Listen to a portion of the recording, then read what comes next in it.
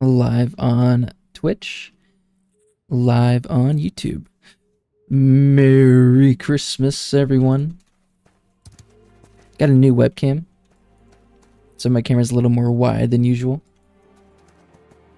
And I got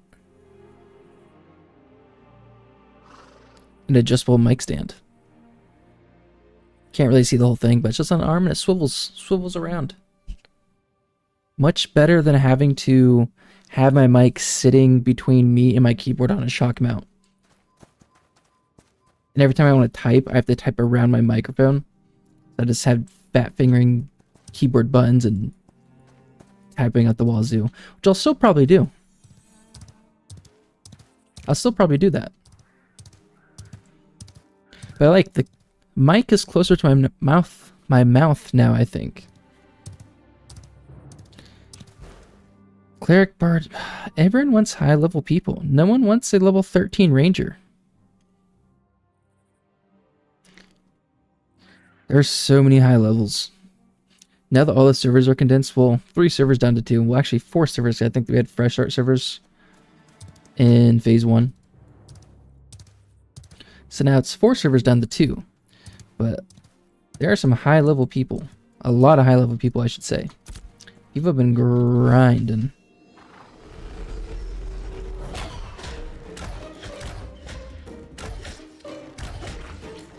Not my horse. Why, Bullywug? Why?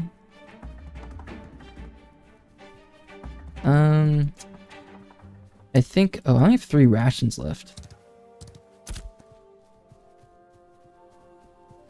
Maybe I'll just run or kill Bullywugs as I head on over.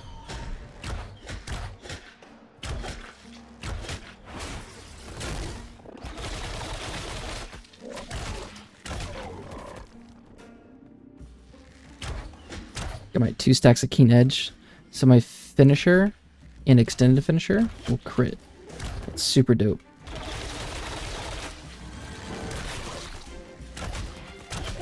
I got 2 stacks there. Crit. And I still got 1 stack left. And it would have guaranteed a crit on my extended finisher. Which is weird because when it says up here Keen Edge, it says you have a 100% chance to crit on your next finisher. Or extended finisher. But this just says all your finishers and extended finishers have 25% increased crit chance. This bonus increases to 50% for 10 seconds after casting an ability, and it can stack 2 times. But the bonus per the tooltip, whatever you call it, the description up here, you have a 100% chance to crit, and not the additional 50 like the description here says. We'll do it one more time. We'll just snipe and we'll see what it says up here. So since I cast 1 ability, we get 1 stack. So 1 stack of Keen Edge, still 100% crit chance, and there it was, 227. 100% chance to crit. 100% crit chance. Let's just finish them. Get some droppings. These guys are still pretty good XP. Hey, people are doing... I want to do Befallen Forge so bad.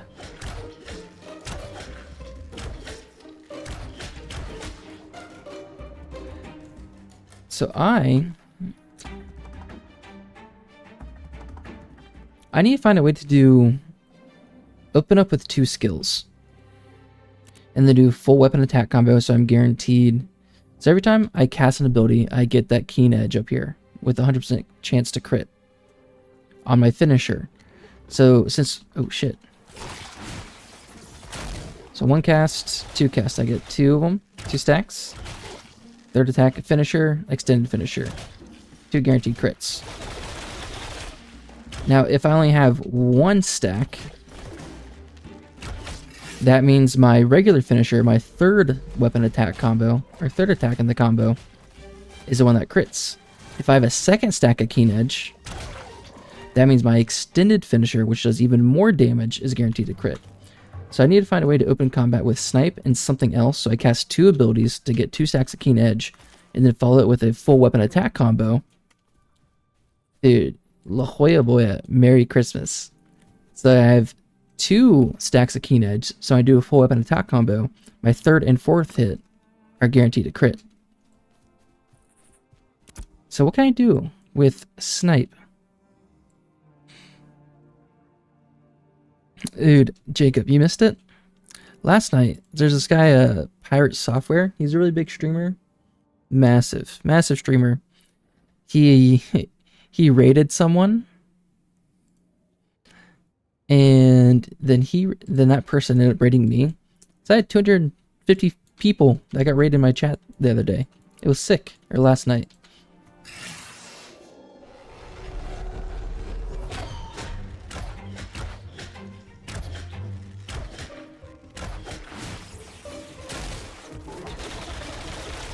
It was a good time.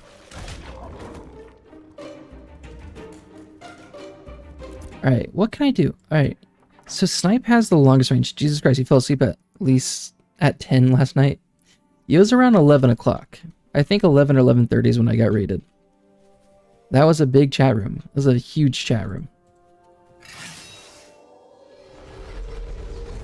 This guy wants 16 plus at Remnants? Brother.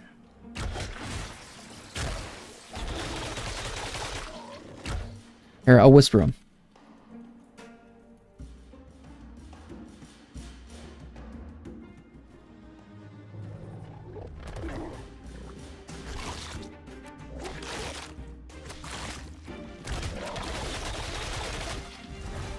Yo, chill out, Bullywog.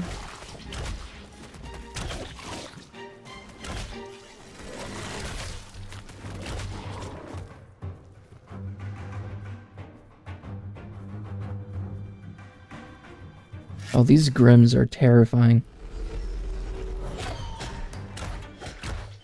What'd you do, Jacob? Anything cool today? Anything crazy cool?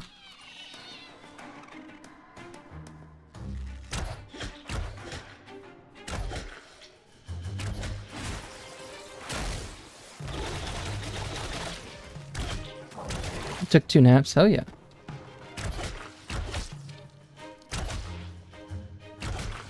I kind of took a nap. I went to bed at 2 last night, and then I woke up at 4.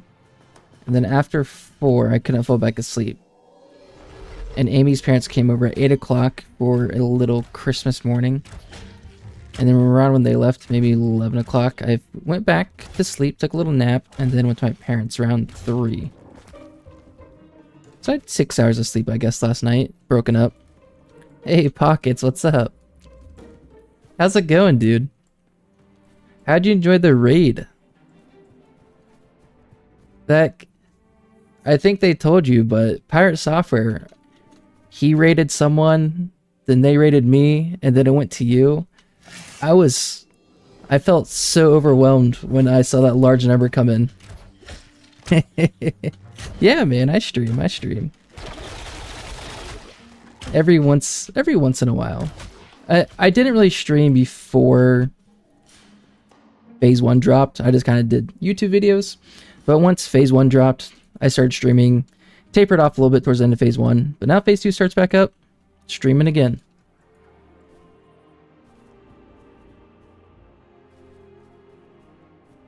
I've kind of been on and off streaming for like 7 years. But now with Ashes, I'm trying to be more consistent.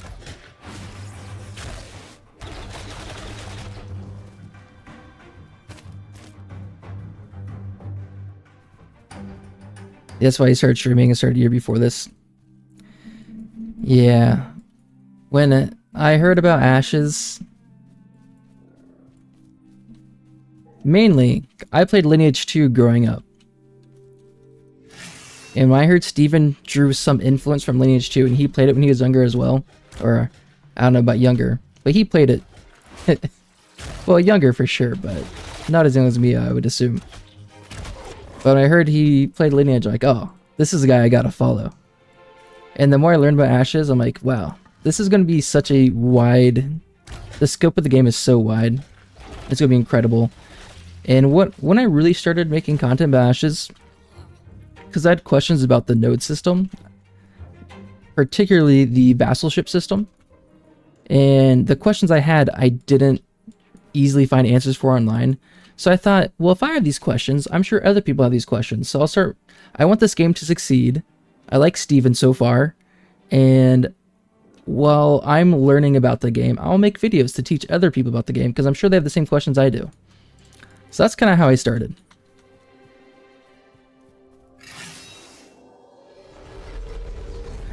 Buddy loves us because of Lineage 2. Oh, really? Hell yeah. He didn't buy until he saw you in Phase 1, and he's like, yeah, I need to play this. Dude. I was too young. I probably played Lineage when I was 8, 9 years old. Super young. I have 2 older brothers that played. So they were playing. It's like, hell yeah, I gotta play this. I just really played for the social aspect. I would just go around and talk to people in town all the time. Beg for gold. But yeah, I've been playing Lineage on and off. Playing private servers and stuff. Dude, Pocket. Merry Christmas.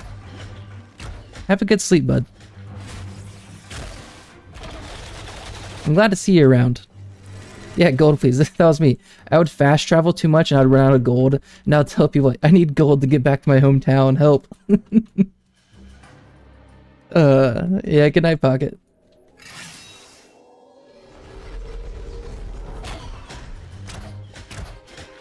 Dude, Jacob. This Ash is a creation influencer does talk to the chat room.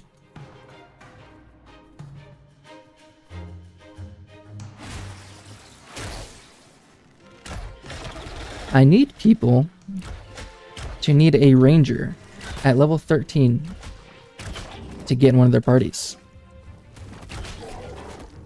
Because I'm reaching the point where solo farming is getting a little too tough. So I'll periodically type in chat that I have covered with my webcam. Already level 1300, exactly.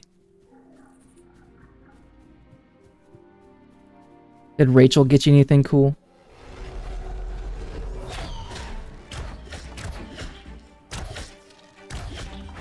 Or do you have whatever you want?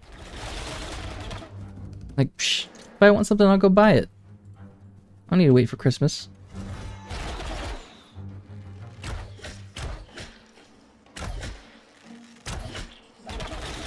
Uncommon Sense. Merry Christmas, dude. It's been a bit since Friday. Ooh, necklace. I think I already have a necklace, actually. Yep, same exact necklace. I know, we played Friday night, and then I worked the 2 nights after that. So I didn't play at all.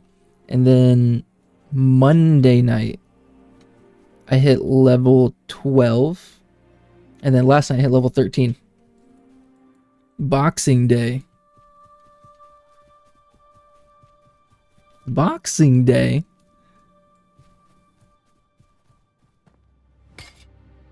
Happy Boxing Day. She got you some retro NBA cards, a recovery boot for your lower leg, Wes Anderson movies, a book about analytics and sports, and a new jacket. Hell yeah. This sounds dope. I got a new webcam that can shoot in 4K, so I can do a full widescreen webcam without it looking super grainy if I want to. A adjustable mic stand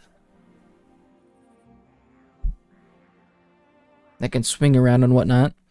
Because before, I just had my mic on a shock mount between me and my keyboard. So I have to reach around my keyboard every time I want to chat. The chat room will love to see these new additions. And a new mouse. Some upgrades. Car. I got some upgrades. It's quality of life improvements. So the issues with my mouse, this is a MMO mouse, so it's got the 12 buttons on the side. But my mouse before, for months, it was double clicking. Whenever I would left click, there was like a 75% chance for it to double click. So that was kind of annoying playing certain games. Typing around my microphone was annoying. So getting a mic stand helps a ton. And a new webcam. That was just a nice thing. But yeah, those other two, that needed to happen. And then a couple of LL Bean jackets. Or like pullovers. Super cozy, super comfy.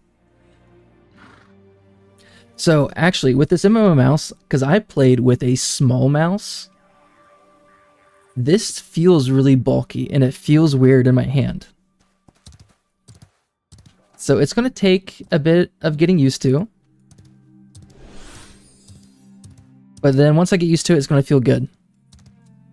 Those pullovers are going to be huge for your growth on here. Should I put one of those pullovers on? So this, for Father's Day, my first Father's Day, my wife got me this. This side. It's a stitching of me holding my son. She sent him a picture, and there's like me in the back, my hair's long, I had it pulled up in a bun. And that's me holding him. Holding him right there. And it says, Henry's dad on the sleeve. It's super cute, and it's super comfy. But I wear this all the time.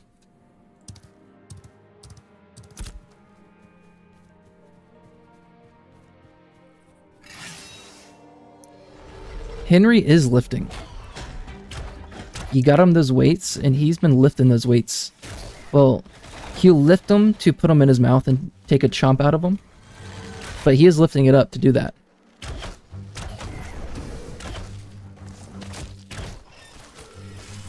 Me and my wife go to Maine quite often, the state Maine. We've gone like 5 or 6 times in the past few years. And the LL Bean headquarters is up there. And it's like a mini amusement park. LL Bean goes hard. We went during the winter a couple years ago. They had like a big ice skating rink. They have like 5-6 buildings. All LL Bean shops. Then an ice skating rink. They had reindeer there. It was just like a massive event. All at the LL Bean complex. He is ahead of the curve. I got a few things going on, but I'll log in a bit. Nice. What level did you get to uncommon? Because if you've been playing every day, you got a couple of days on me. Because I had to take 2 nights off or 2 days off. Because of work. Dude, that level 15 ranger. Oh, you guys can't see chat. I have a block now. There's a level 15 ranger looking for a remnants of civilian group. That's what I want to do. I'm behind the curve. All the points of interest that I could be at, there's enough people a slightly higher level than me that are getting the party spots instead.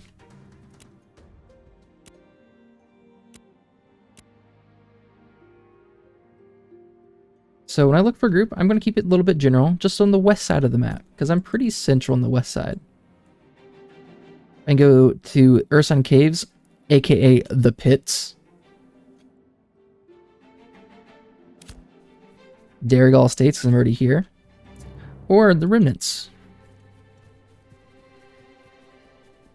I'm just kind of at the mercy of the other players.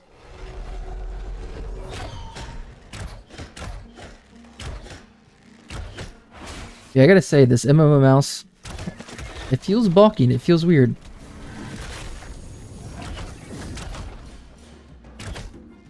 And it's weird. It's gonna take getting used to. Because it has numbers 1 through 12 on the mouse. And I thought they were 12 extra buttons. And I could have like 1 through 12 down here on my keyboard and 1 through 12 for my mouse on the second bar. That's not the case. Number 1 on my mouse and number 1 on my keyboard is the same exact button.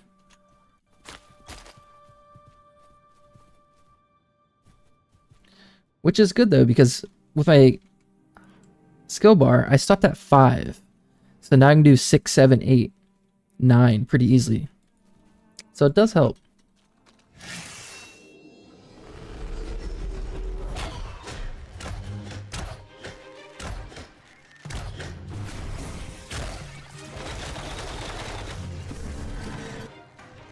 Get a full weapon attack combo and then end with a headshot. Get both those 2 crits. It's not enough. That wasn't enough? What mouse? Is it a Corsair or a Razer?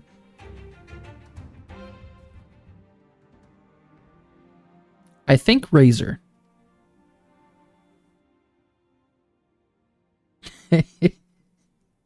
It says Red Dragon Impact underneath. But I want to say Razor.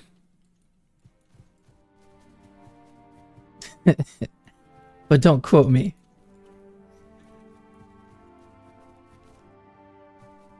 Why? Ooh. Why are those plants over there so close to each other? Bro, that was the longest snipe of my life.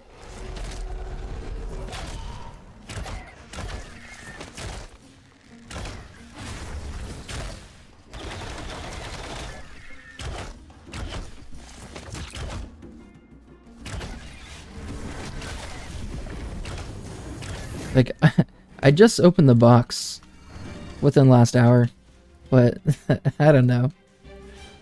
Corsair Razor. It's a red dragon.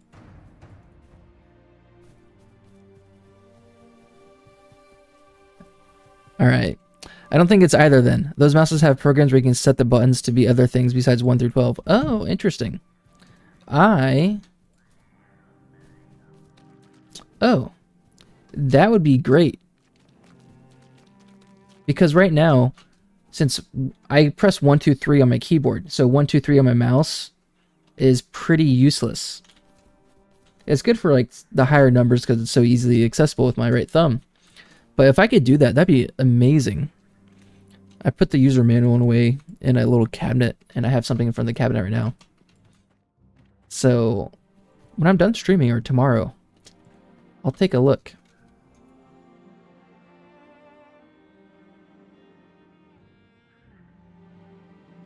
Let's see. I'll sit for a second.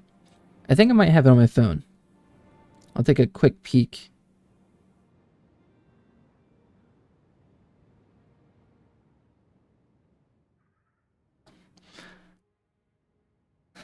Let's see.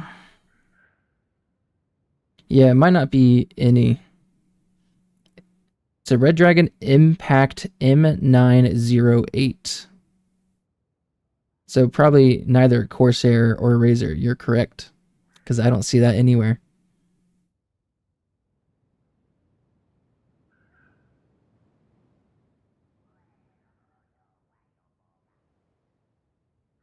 I'll have to look into that. I didn't think about that. Level... Let's go level 11 here. Let's break these two flowers up.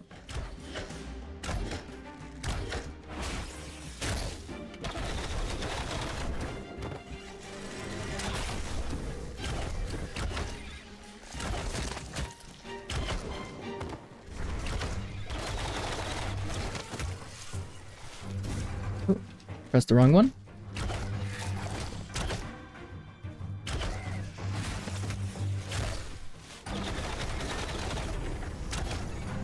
No! Stop attacking! Oh, oh. That pawn absorption attack is too much. Did it miss? Oh, I think it missed. Sick.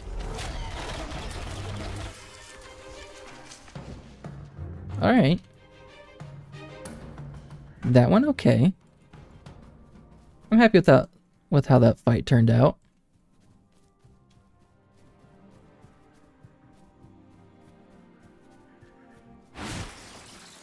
After this, I'll talk and chat. I'll look for a group again.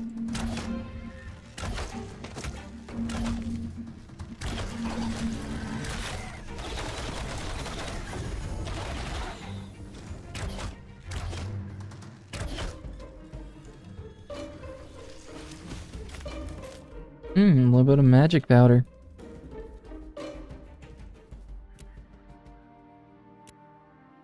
Ooh, I'm not a mage. Here. Let's just look for the entirety of the map. Looking for any group. Let's see who invites me. If anyone. I think the spawns keep changing. Every single day I come back here. The first day I was here, there was a flower that spawned there, and like there.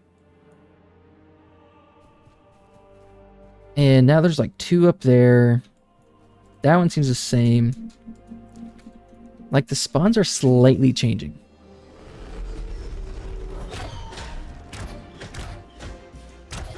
And that's okay, but it's just throwing me off my groove.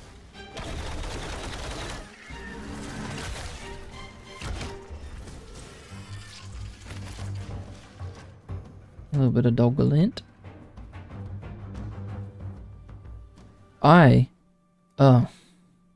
Oh.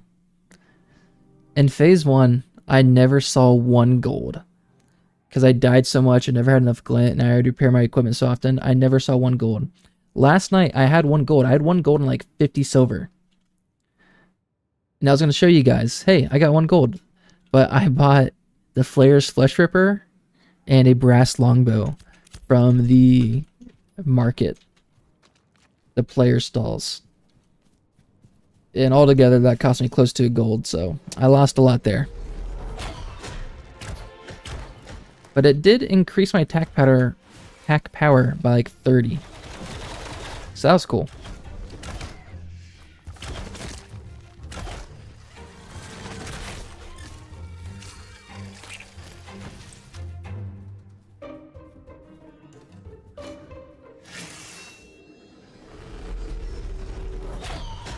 My back's starting to hurt.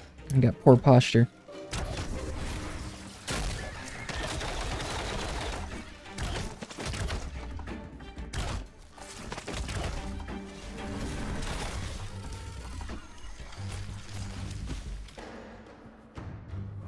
That's the next thing I need.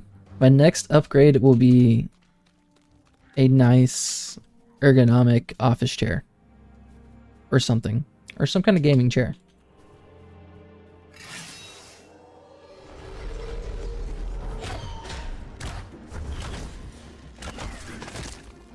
Because the one I have, I think it's from my parents' house and we've had forever.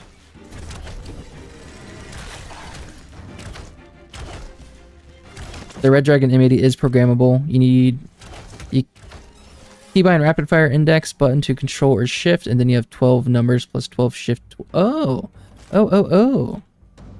I see. So the shift 12s would be on my mouse essentially.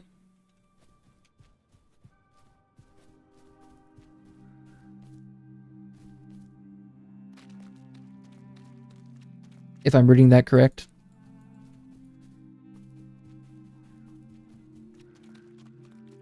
Yes, if you want. Okay, yeah. Then I will have to look into that. Right now, I don't have enough skills to need that at the moment, but I will absolutely do that.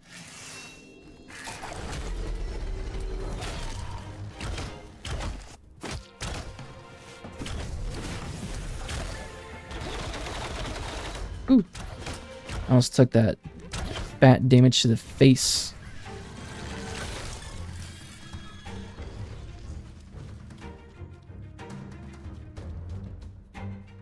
Rapid fire default isn't useful. Yeah, so I will definitely look into that. Thank you for pointing that out.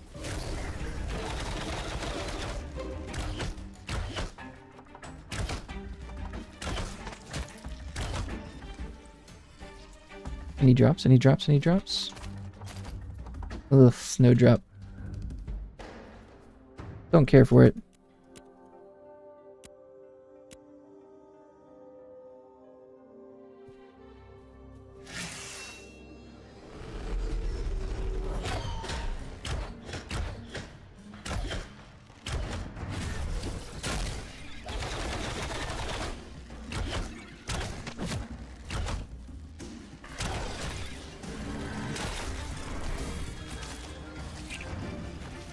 Yeah, in the player stall shop as well, there's 10 pages of player shop, so a lot of shops in there.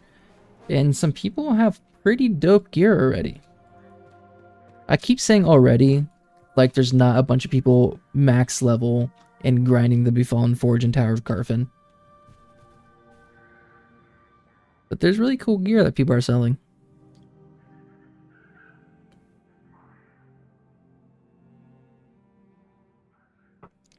I like how my microphone right here goes in and out of focus. When I get behind it, it gets shiny.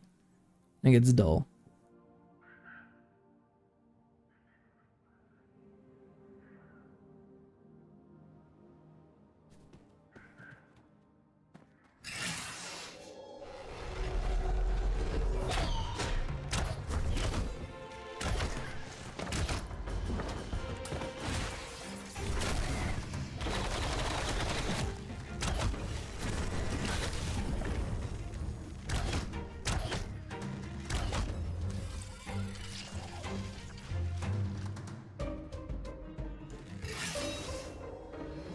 Oy, oy, oy, oy.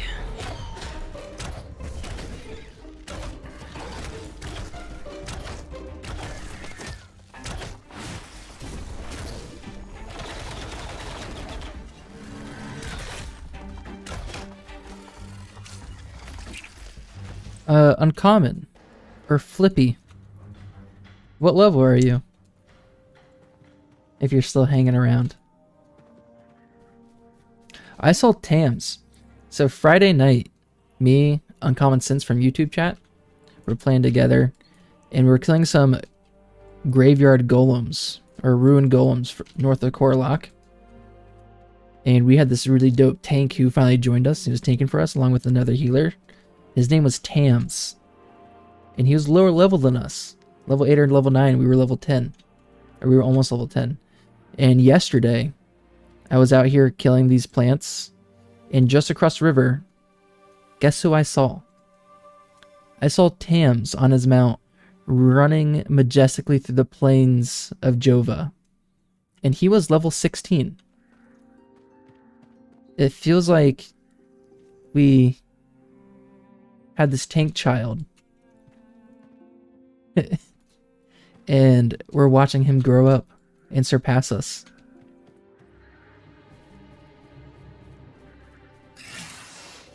Oh, I did not see that. Oh, okay. Ooh.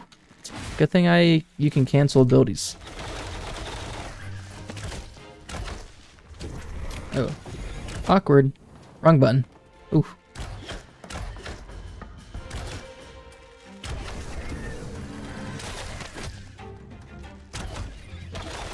See, rapid fire and then a full weapon attack combo should kill with my 2 guaranteed crits. Crit and crit. Let's go.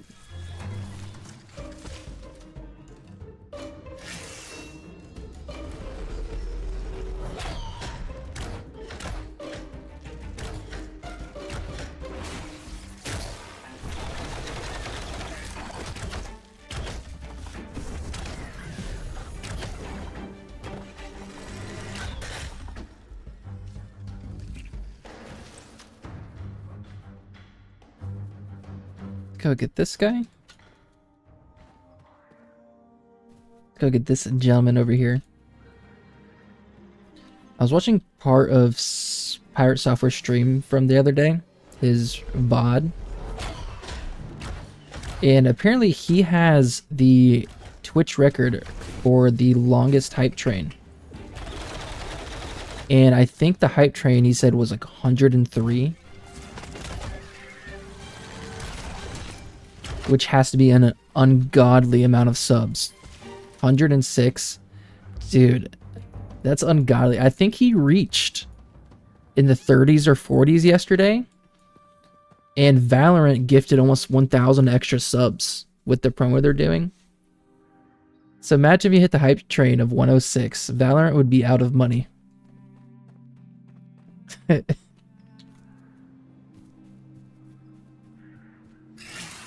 Riot Games would cease to exist. It was 52 and 36. Oh, he had 2 going on? I saw the one at the start of his stream. Like right around when he came mayor. Back to back, holy cow. That's crazy. Dude, Car, thanks for coming back, dude. It's good to see you.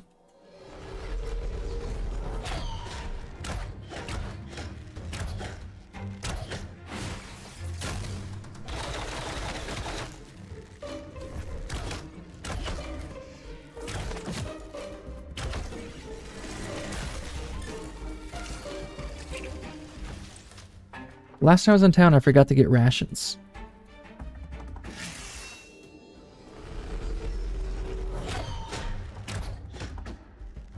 And I only have 3 left.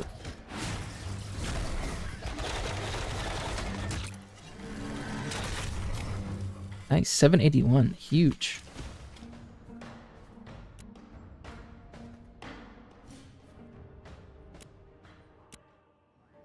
I gotta say, finding a group in phase 1, I never had to look for more than 5 minutes probably.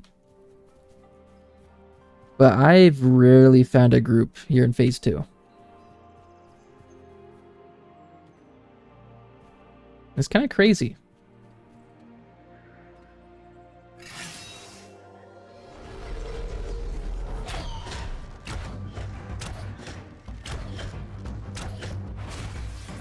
I'd like to go to a point of interest and do something a little more interesting than to kill these guys. But in the current moment, the best farming spot I know that's solo is killing these guys. So they still give around 1k XP. I'd very much like to be in a big point of interest. But alas, I'm at the mercy of the global chat system.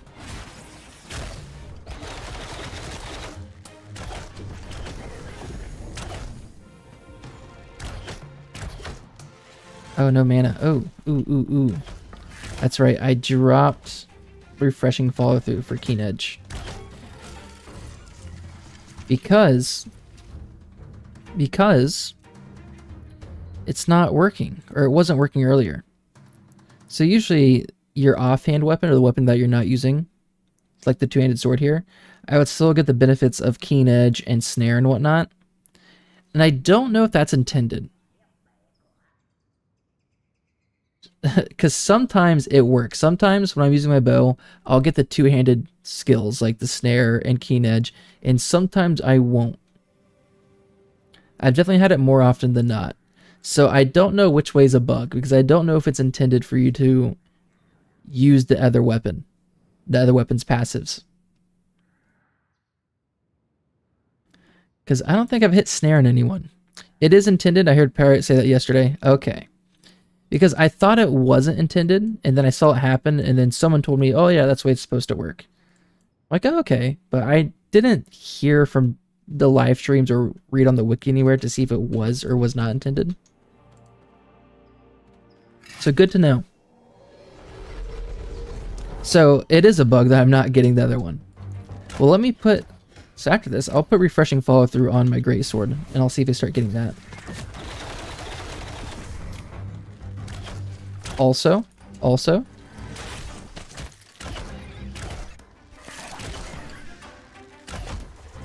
Yeah, because I don't think I've hit Snare once. So that's telling me that it's not working currently. Alright, let's respec you. Snare, Deadly Finisher.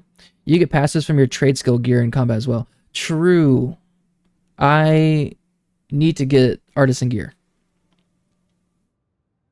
I did know that. I just kind of forgot. Alright, let's put refreshing follow through on you, but we'll still do crit damage.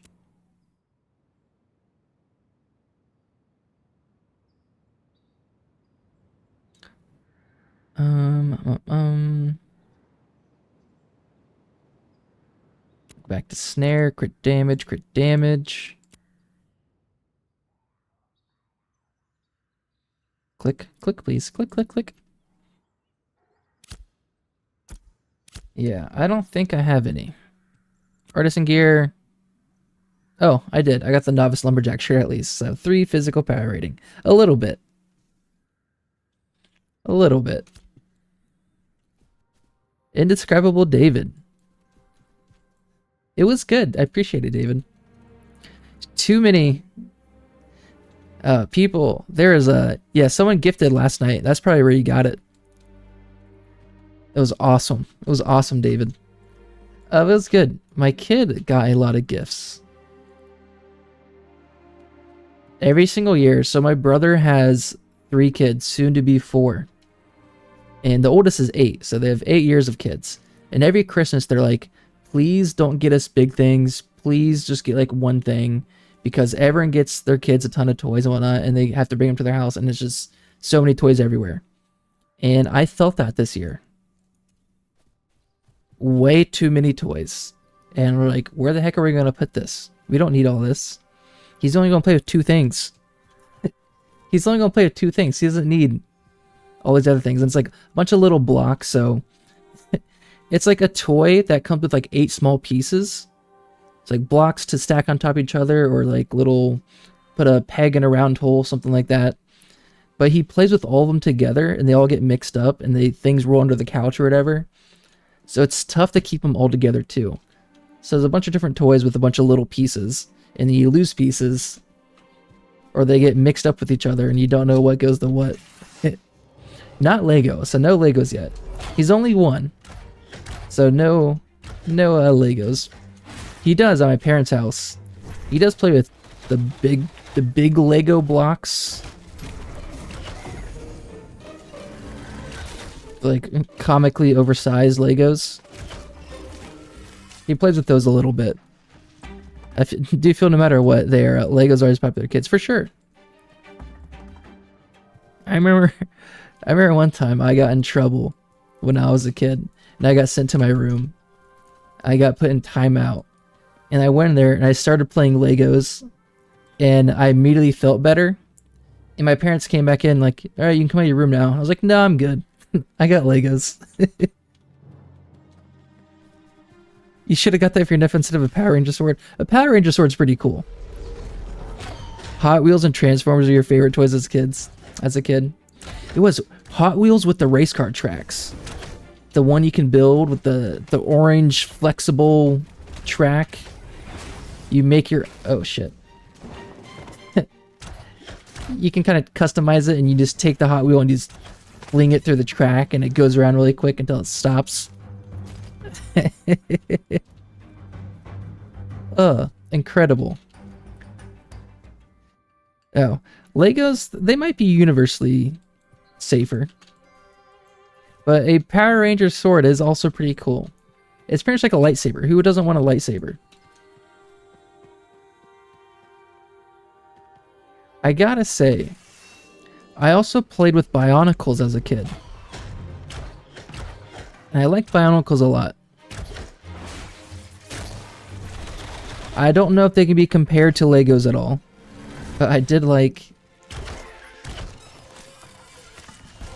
Bionicles. Bionicles is cool. That still exists? I think so. Beyblades, dude. I'm pretty sure I had a Beyblade video game on my Game Boy Advanced.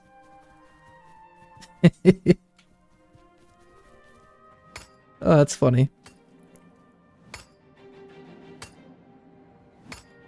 And I think I did have Beyblades. I have a memory of playing Beyblades at one of my dad's Christmas parties with some other kids. Maybe I didn't have one myself, but I remember playing them. Oh.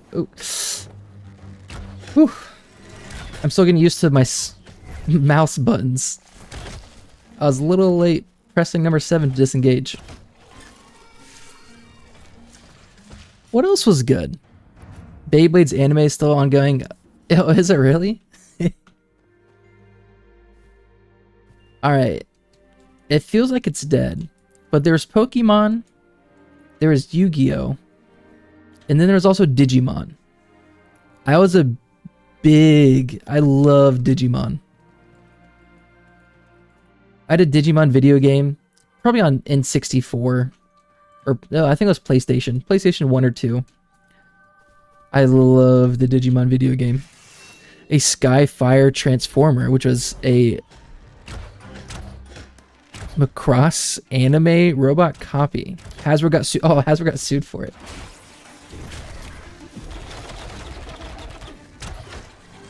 So they're super rare. Of course you lost it, stupid kid. Oh, have you ever checked the prices to see what it costs right now if you did keep it? The Digivices as a kid, you'd shake it. Yeah, it looked like a little egg. It's supposed to be a fitness thing. You're supposed to put it on in your pocket or whatever, and you walk and you level it up. You just sit there and just shake it really quick.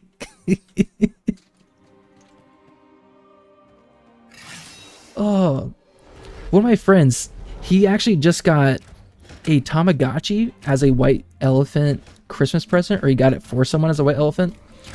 And some of those Tamagotchis, I guess, are super rare. If you look on eBay, I guess a couple super rare ones go for $1,000 or so, or like $400, $500. Last time I checked, they were in the several $100s for a Skyfire. Holy crap. And you lost it. And you lost it, brother.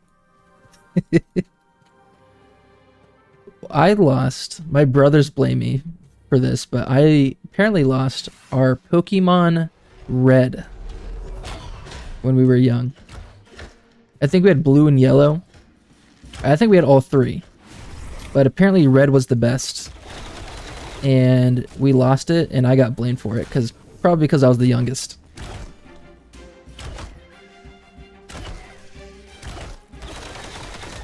Zoids? No, I don't know what Zoids are.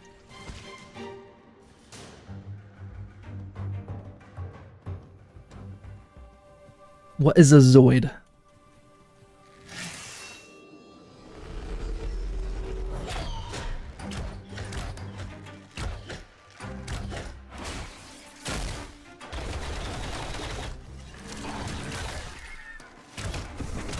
It's kind of like a mecha anime where you pilot a robot, form of animal. Well, Power Rangers kind of did that, right? Didn't they go from mecha robots into animals at some point? The main character was Zoid. Name was Liger Zero. That sounds kind of familiar. Was on Toonami for a bit. That sounds somewhat familiar.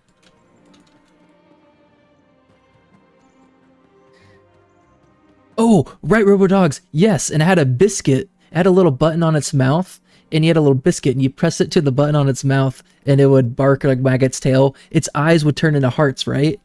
It would walk around by itself.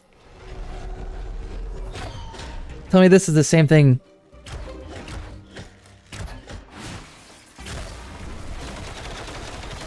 Yes. Oh, that's hilarious. Oh, these memories are just flooding back. Do you remember shake weights? Alright. Funny story about shake weights. I don't know if I should say this. Me and my now wife, when we were dating in college, we went to a college party. And it was a frat party, but we were friends with some of the people in there. People were passing around a shake weight, and for whatever reason, she decided, like, I want that shake weight. So she took the shake weight and put it in my backpack, and we left, and hey, we have a shake weight now. And probably a month later, one of our friends from the frat party who lived in the house was hanging out, and he's sitting in our living room, and he's like, is that my shake weight?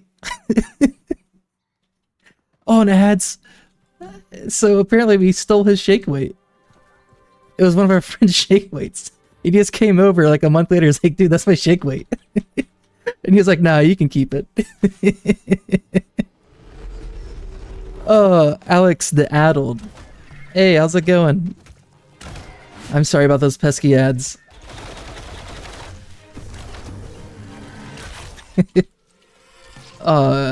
So yes, I remember shake weights.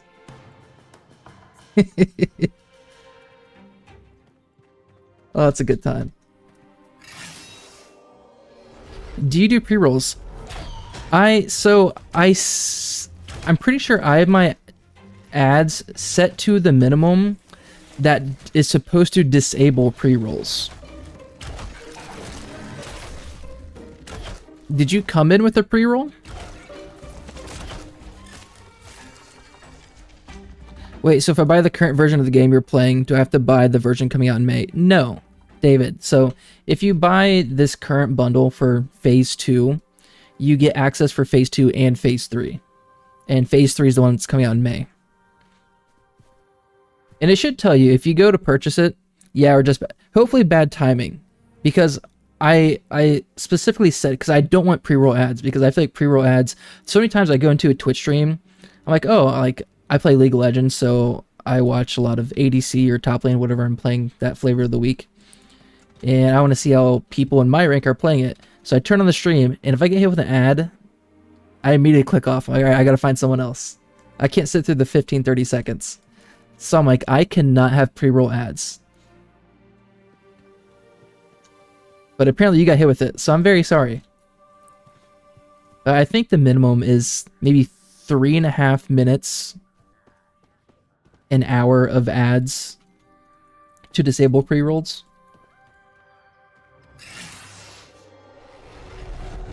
So there's no avoiding ads on Twitch, unfortunately.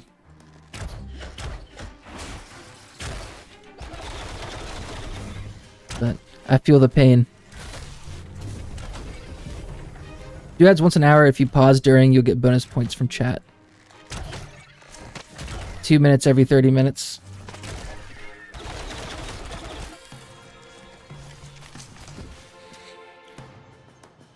I should do that. Do you remember how much you paid for the alpha? So I got in back in January when they were doing the big alpha bundles, and it was $250. So I paid $250 to get into this. Had a little FOMO, but you know, with the $250, I get 6 months of in-game time when the game actually comes out. So that's $90 of subscription time and some like in-game currency that's just for cosmetic stuff. Yeah, I think currently it's 110 for this phase 2, and you also get phase 3 access. I think it's 110. And then if you just want phase 3, I think it's $100. That sounds right. I might be off by $10 amounts. Increments of 10.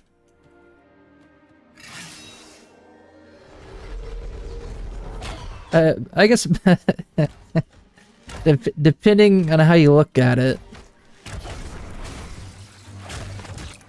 it depends on what you're placing value in, I guess. You're gonna play when it comes out. It's game pressing. So I absolutely love that they're doing a subscription model. It's gonna be $15 a month.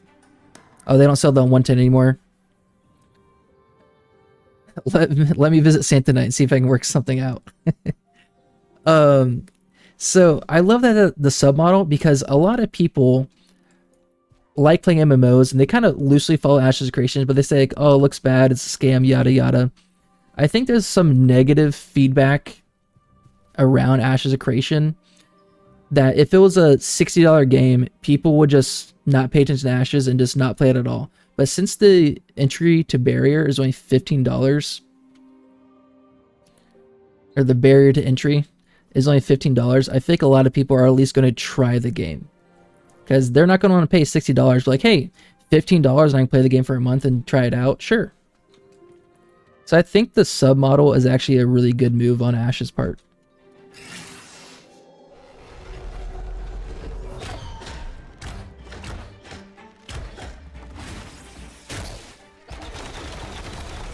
Yeah, don't outsource critical thinking. Don't make me choose for you, David. I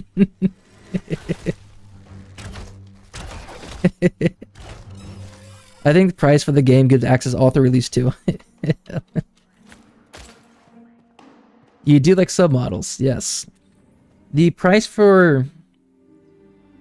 Yeah, so right now, I don't know how this is going to work. So right now, if you have alpha access, when the game actually releases, people that have alpha access will have access to ongoing PTR servers.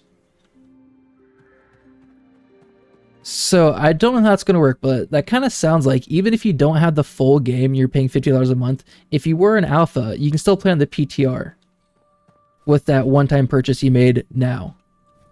I don't know if that's how it's going to work. I don't know at all, but I'm pretty sure they said that they're going to have PTR servers once the game launches, and I think people that currently have alpha access are going to have access to the PTR servers. pretty sure that's what they said.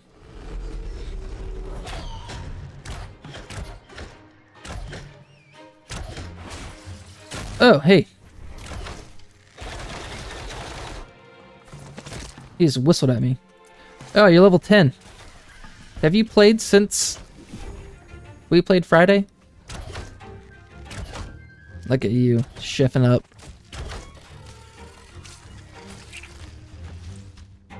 Nice. Okay, okay. Now I don't have to think, I can just keep rolling.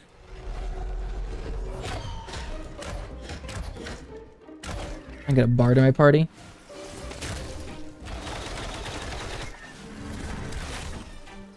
Let's kill this one now. Let's keep going.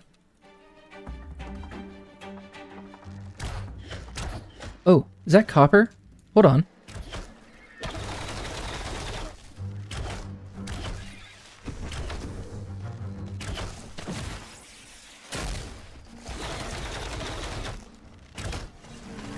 Only a little, mostly did gathering. Gotcha. Cool, cool, cool.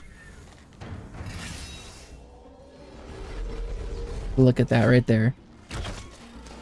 Yum, yum, yum, yum, yum, yum, yum. I think it's worth it for me. I like finding bugs and reporting them and doing things that cause bugs to report. I like running into a mile-long wall all along to see if I glitch through. I did that in the game for 2 hours. Incredible. That's how I feel. I feel like... Oh shit, where'd I get all this glint from? Holy cow. So that's what I also try to tell people. I got a lot of glint. Where did this come from? Oh, okay, I see, I see.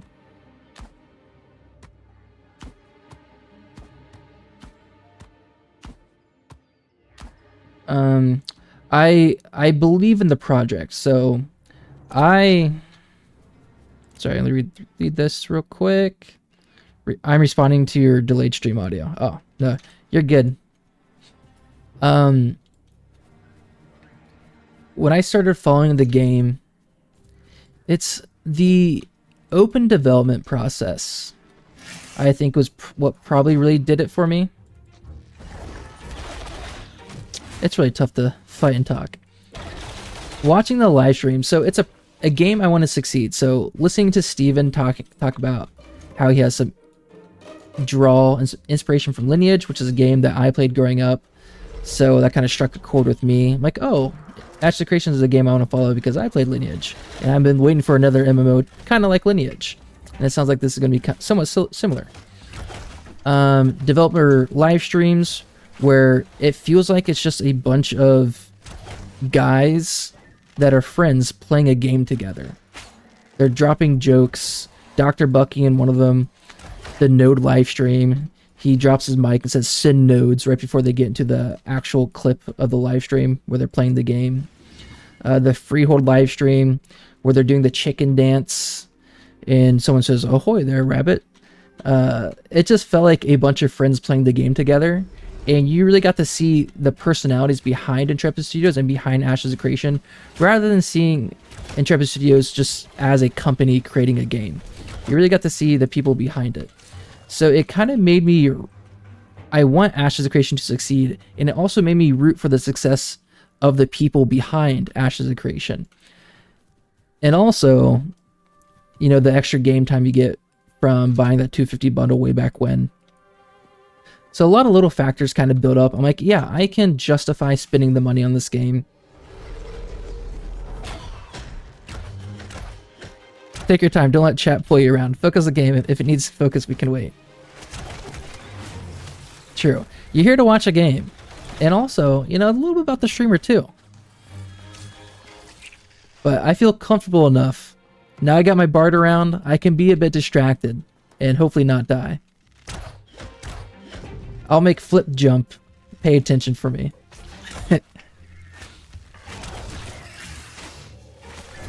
If I die, it's on him.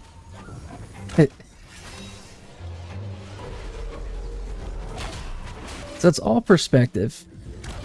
So I know there's a lot of videos out there and a lot of people ask, hey, is this game worth it for $100 for alpha access? And it really just depends on what you're looking for. For me, I can justify it, and I feel like it was worth it. Because I feel more... I've been following the game for over a year. Probably close to 2 years at this point. And I feel a bit more invested in the people behind it, as well as the game. But people just now, that's just following Ashes of Creation, they don't have that same sort of emotional investment that I do. So it's a lot tougher to justify spending the money for the alpha, in my opinion. I think that makes sense. It makes sense in my mind.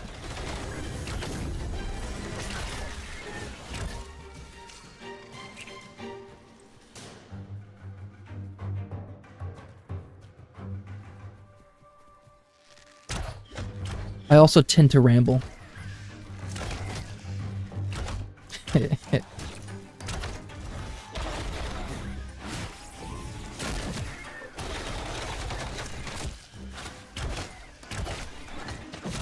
You know about emotional investment. Still playing EverQuest 25 years in. Holy cow. You're still playing EverQuest? So back when EverQuest came out, my Lineage 2 days, Guild Wars 1 days, it's when my brothers were playing, and I was too young to really understand how to play an MMO and what it's all about. Like, oh, it's just kind of cool, a bunch of other people running around. I saw people speaking Spanish, and I wanted the friend, I'm like, hey, teach me how to speak Spanish, I want to learn. And I just kind of talked to people. All I remember from EverQuest was seeing a frog person that you could be. I'm like, yes, I want to be a frog. And I just kind of hopped around town, and that's all I really remember from EverQuest. That's funny.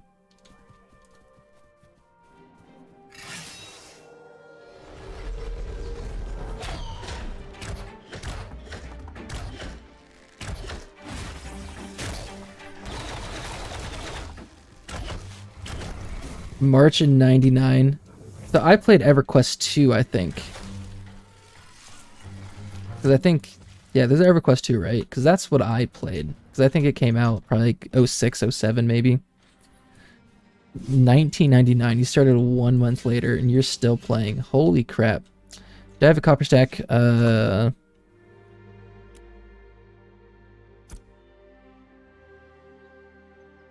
I? Oh wait. Oh, I got room. I got room though.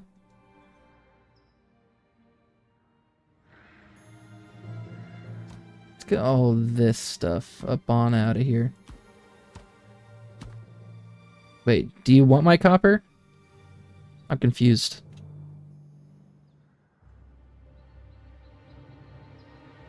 Are you asking for my copper?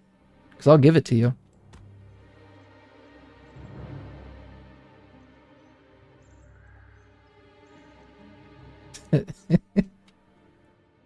Is this what you want? Do you want my copper?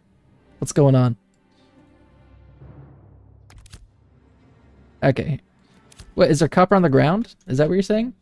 Did I miss copper on the ground? That's a snowdrop. I don't care for it.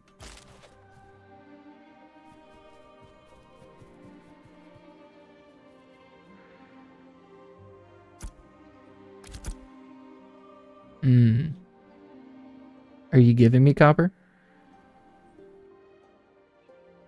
And oh, my in-laws got me Buffalo Trace.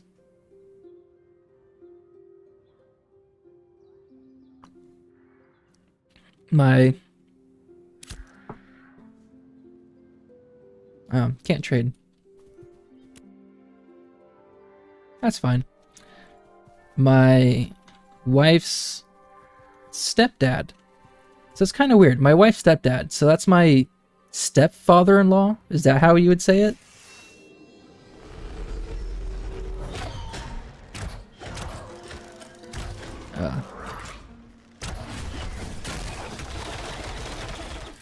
But he's a big bourbon drinker and whiskey drinker and whatnot.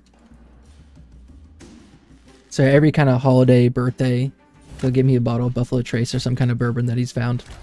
His wife got him a smoker for bourbon, a bourbon smoker. And I guess you can do it with other liqueurs as well. But that was really cool. Because I've only ever had a smoked old fashioned or some kind of smoked drink. And like at cocktail bars or something. So it's cool. He can do it now. Your stepdaddy. I want to feel his cringe from here. Step in-law daddy. Get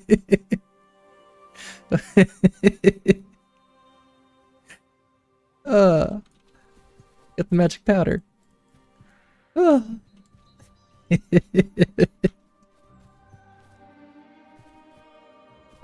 I should definitely do that. I should.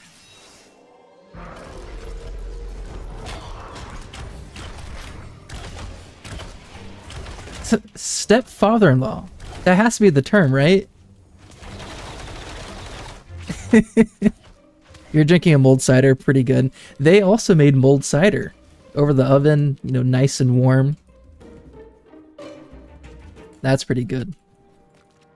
So with my Buffalo Trace, I have it mixed with salted caramel cider. And by itself, it kind of tastes like a caramel apple. It's pretty good.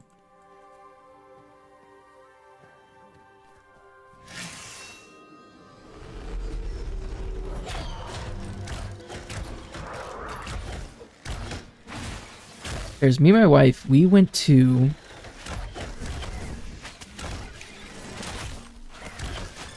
Charleston, South Carolina.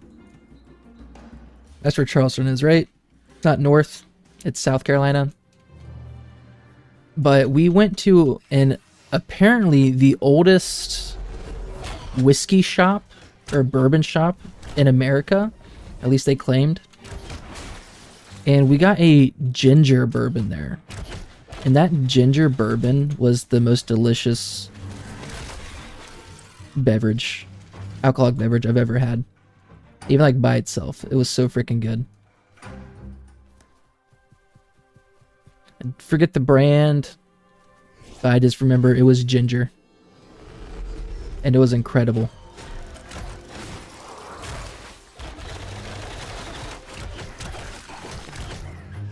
Did you do Christmas dinner?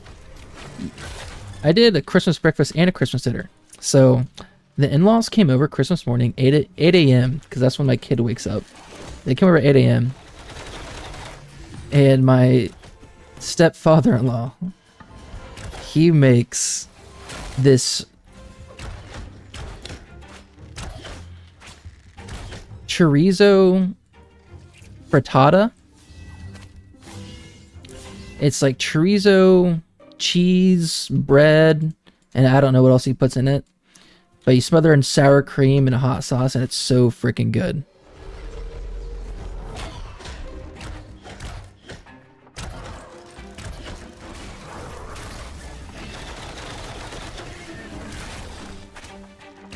And then I went to my parents later, around like 4 o'clock, then we had the Christmas dinner over there. With my brother and his kids, or both my brothers and my oldest brother's kids and stuff. It's really good. I look forward to it every year. He makes it every year. It's so good.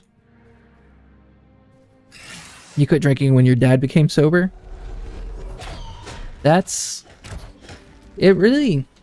So I've learned that drinking alcohol, it kind of stems from your parents a little bit. Because I know I had a...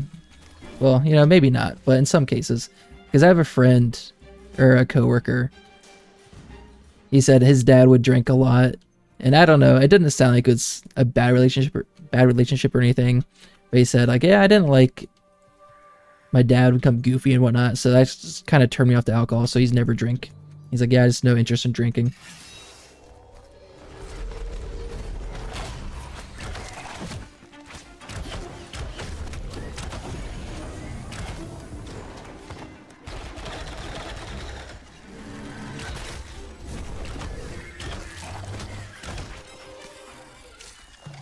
The car. I tell ya, it is delicious.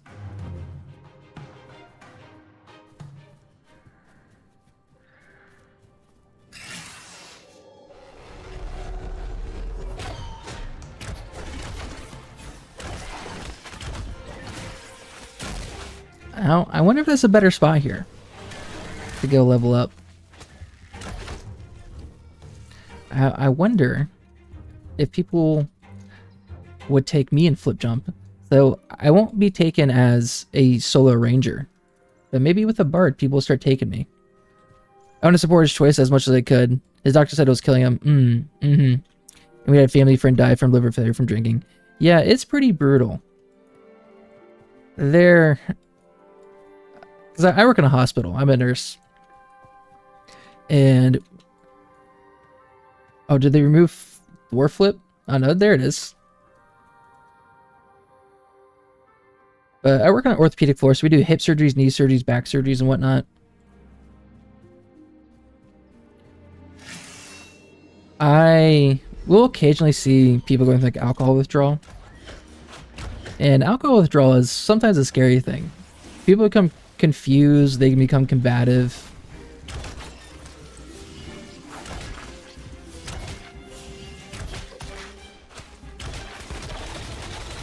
And it's the big question is alcohol really better than weed? But marijuana is becoming more and more legal now. So we're getting there. That's great, Alex. That's good. That's a good son. That's dope that you did that.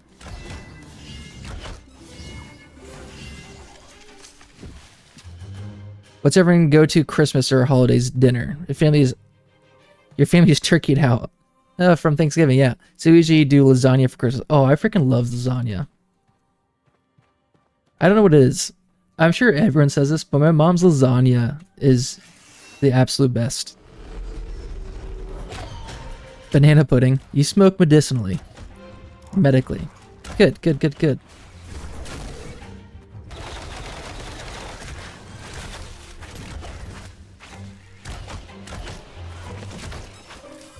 Sometimes I honestly think it is a better alternative to other things.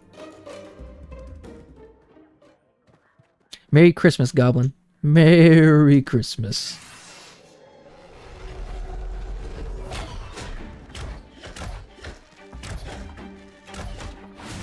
Flip Jump says Christmas Eve dinner is pork schnitzel and potato salad.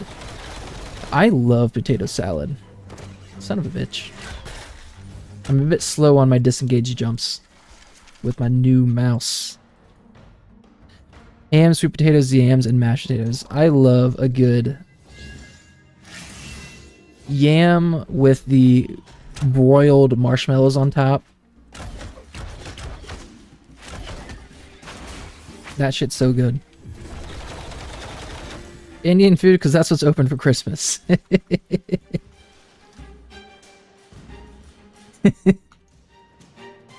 God, yes.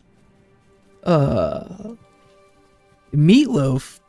I love meatloaf, but it never sounds good. I never hear meatloaf. I'm like, yeah, I want meatloaf. But when my mom makes it, I'm like, damn, meatloaf is pretty good, actually. It's weird. It's a food that I never want, I never crave, and I do have it. I'm like, damn, this is actually pretty good.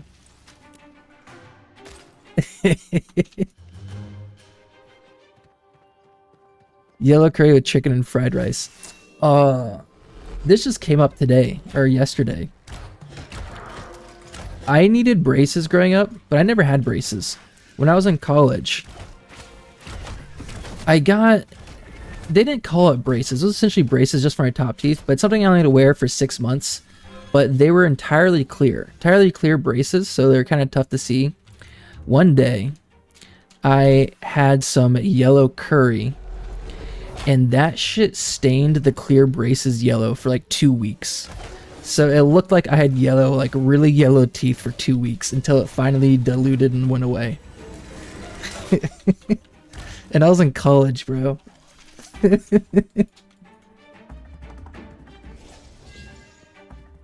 did meatloaf last Christmas, and we make it at least once a month. Meatloaf is good. Our grandmother used to cook 10-pound meatloaf for family to get together when you were a kid. Holy cow.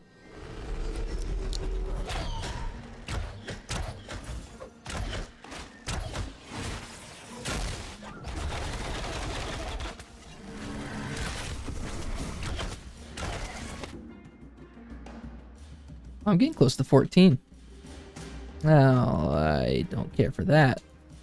Oh, over here. Over here. Smoke a brisket.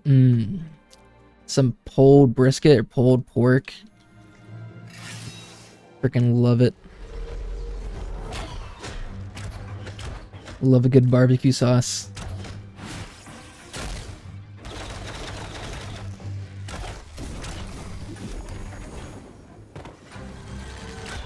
It's like 20.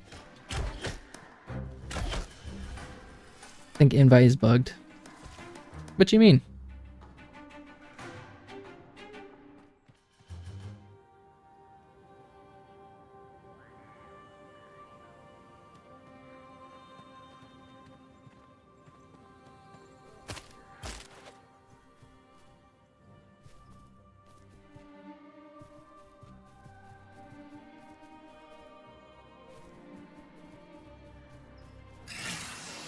There's a place that opened up close to my house, maybe 15 minutes. And they're a meat place. They do barbecue, like smoked pulled pork, pulled brisket, all that good stuff, smoked brisket. They do mac and cheese and brisket and barbecue sauce, and that shit's really good. Something that I grew up eating is mac and cheese topped with baked beans. And that's not a common thing. Nat 100 agreed roll. And I've heard some people also eat that as well, but it's not very common. But like a nice layer of Kraft mac and cheese with some baked beans on top mixed together, it's so good.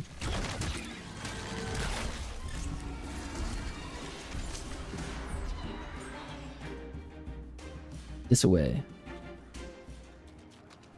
You're making you hungry? I'm kind of hungry too. I got some. I have some of that chorizo frittata. I keep forgetting. I keep on saying tostada, but it's a shatada. I got that downstairs in the fridge. I'll probably eat that later tonight. But it's got a bunch of cheese in it, and I'm slightly lactose intolerant. But it is worth it.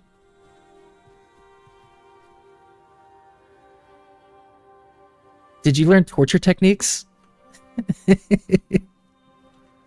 got gifted a box of fried pies calling to me in the fridge. You eat mac and cheese and beans mixed together, Alex? Dude. It's what's up.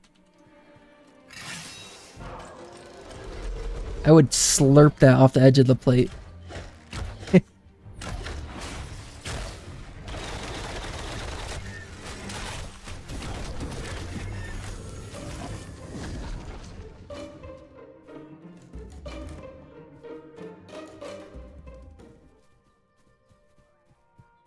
Oh, family gifts comfy pullovers and food to each other. We're evil that way. I got my wife a giant pink pullover thing. It's like one of those Snuggie blankets, but a different kind of brand. And she's been wearing that a lot recently. It looks so freaking comfy.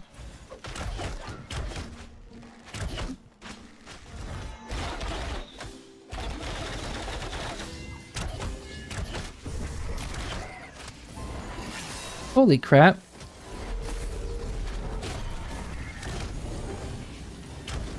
No one's pointed this out to me. I've been playing this entire time without my Hunt of the Tiger. That gives me extra crit damage. My Bleed Barbs. My Thorns. My Generation. My Strider.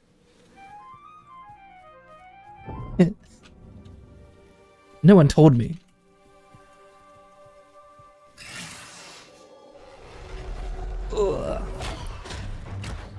Alright. You eat meatloaf by putting mashed potatoes and cream style sweet corn and mash it all together. Eat it like slop. That shit's so good. That sounds so good. It's kind of like Thanksgiving. Thanksgiving food, I will just put all that together. It tastes better when you mix all that shit up. Like it's kind of like a mashed potato bowl is what you're describing, but instead of chicken, it's meatloaf. Interesting. I'm not good at making dinners. My wife is definitely the cook. So maybe I should do a meatloaf. Maybe that's what I can be good at. I can be good at doing meatloaf. Sounds like a KFC bowl, yeah, exactly. But with meatloaf. You gotta order PC parts for Christmas? That's dope.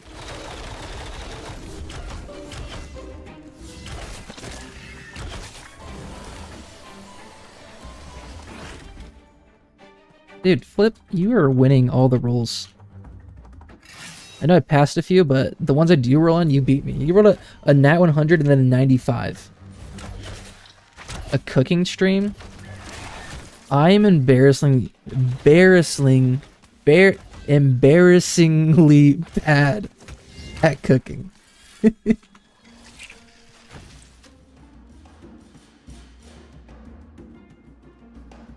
Which might be a good watch.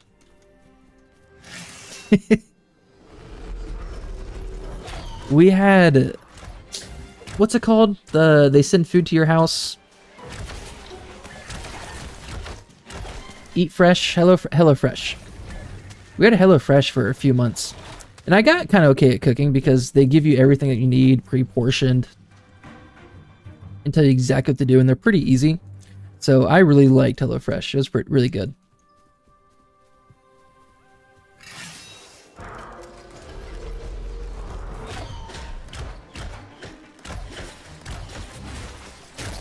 I know some people I think last Christmas, Ashes of Creation, they actually put out like 5 or 6 dishes that you can make for the holidays.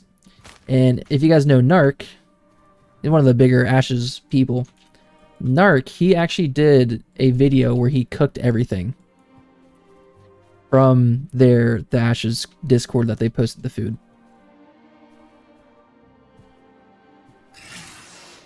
There's a book that Pat recommends for learning to cook, but I can't remember what it's called. Interesting.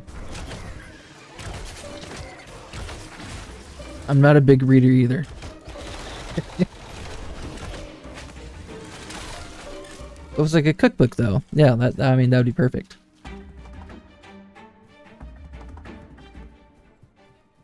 But I do love cooking shows. Culinary Class Wars on Netflix, I think, is such a great cooking show.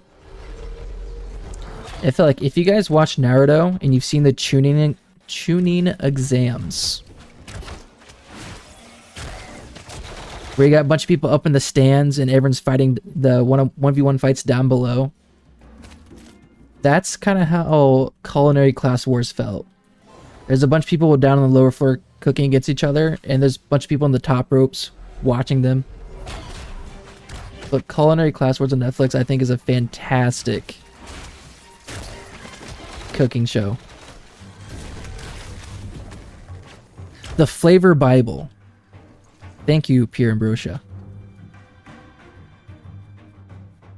Why are you still here?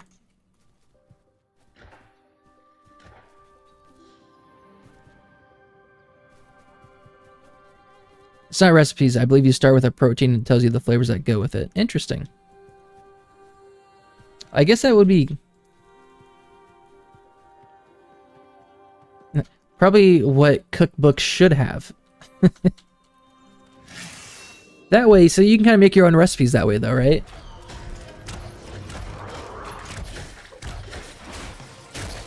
And also, let's say you do have a cookbook and you're following a recipe and you're at home like, oh, we don't have this specific ingredient that it's calling for.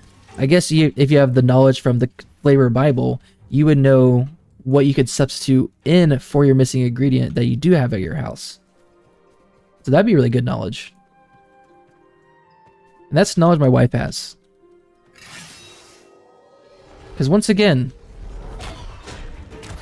my stepfather-in-law, he was a cook. So growing up, they ate a lot of home-cooked food, like really good home-cooked food. And my wife learned a lot from him. So she kind of has that general knowledge.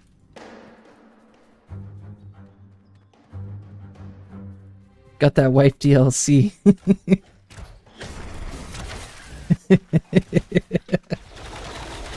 Hell yeah, I did, brother.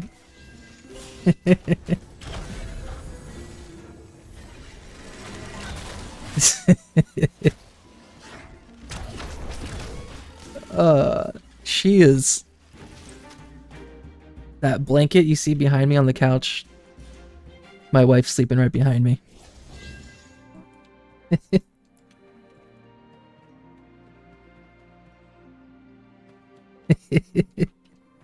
Love reading. I get into reading mode for like 3 months straight out of the year and destroy some manga books and comics as well as audiobooks while reading another. Holy cow. Yeah, I do not read very often. It is cute. So we started dating in college. So funny story about me and my wife. We went to the same high school. Well, we went to the same grade school. All throughout, you know, you go to grade school, elementary school, or all through grade school, high school, with pretty much the same class, right? So we were in the same school district, went to the same schools. We both ran cross country in high school. We had the same friend groups, kind of. They overlapped a little bit, but I never talked to her. We just kind of like knew who each other were, but we never really talked to each other. Never talked to each other at all. We ended up going to the same college. And because we're in the same college, we just kind of gravitated towards each other the first week because we don't know anyone else. And we went to the same high school, so let's, you know, hang out with each other and start talking to each other. And then I tried to date her that year, freshman year of college, but she wasn't having it. Junior year of college, finally wore her down, and she started to date me. And that's just kind of how it happened. But a funny thing that happened, many years later, we look back at some high school pictures. And since we had the same cross-country friend group, we went to a high school homecoming with the same friends. And we were actually in a picture together at one of our friends' houses where we're standing side by side in a big group of people with our getting our pictures taken.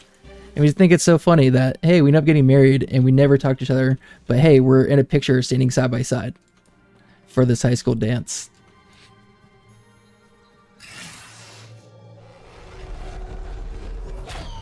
This might be insulting, but I gotta say, you look like the boy from Spy Kids. Dude, he's married to Meghan Trainor now. That's a good thing. I'll take that. Dude, I got a perm. So my hair's a little curly. My wife... Oh geez. My mom... I'm talking about my wife so much. My mom is a barber. So I do stuff with my hair every now and then because it's free and she has all the supplies to do it. So I got my hair permed a couple months ago. That's why it's a little curly. But now that you say that, in its current state, it kind of does look like the Spy Kids kid. Oh, that's funny. That's not the worst thing. In college, I have big ears. They don't look terribly big right now. But someone said I looked like the shy kid from the Polar Express. The kid who gets on and immediately walks to the back of the train. They said I look like him. I know he's married to because for whatever reason it gets thrown into my Facebook or my Instagram algorithm where I get videos from him.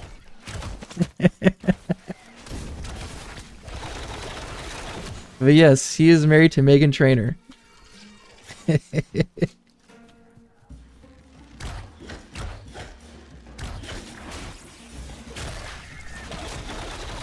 Speaking of the Polar Express, I did watch that a couple weeks ago.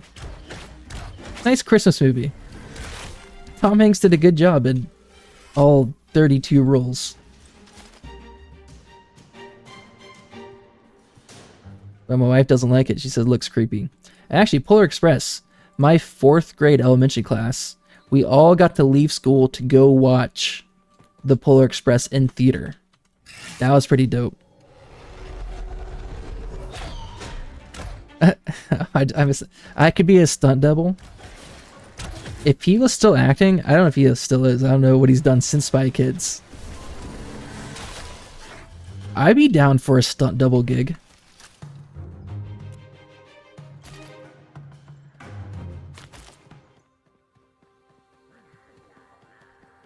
I could jive with that.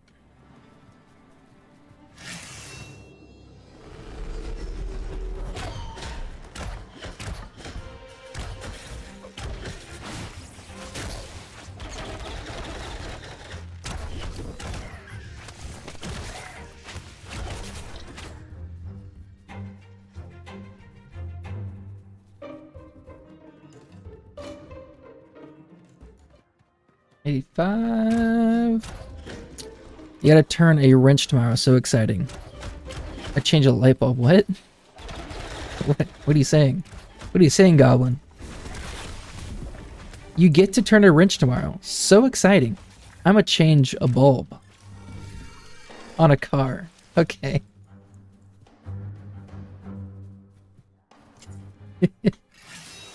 Why'd you say it like that?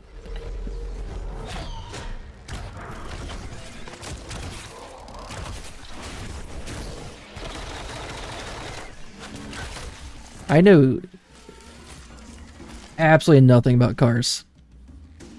You're completely famished. I had cereal today, that's it. Holy cow, Goblin. Get yourself some Indian food.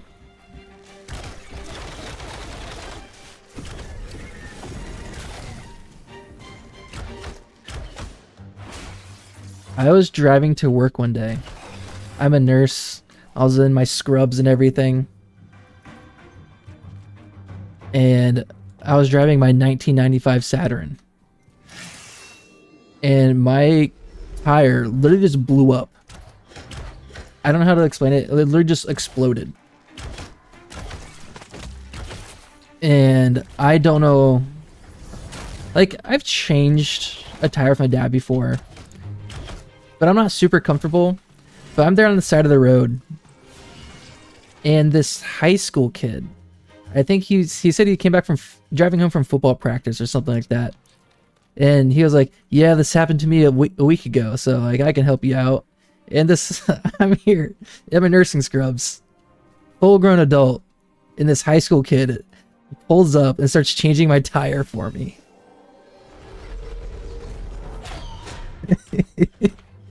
That's something I should probably not tell anyone ever again. I gave him $20 though, because I was like, hey, thanks, dude. I felt really bad. He came out to help me. A flip jump. I went on a motorcycle trip over 800 kilometers, 12 hours. 1 hour from home, return trip, melted the piston. Kind stranger picked you up and took you home. Was an adventure. Oh, that's nice. I'd be scared to get in a stranger's car. Even though they look super nice, I've seen too many horror movies and like killer movies. I'm like, I don't know. I'll walk 3 hours home before I get in the car with you. I think there's a tire recall on that model around that year. Really? There's a tire recall on a 95 Saturn in the year 2020.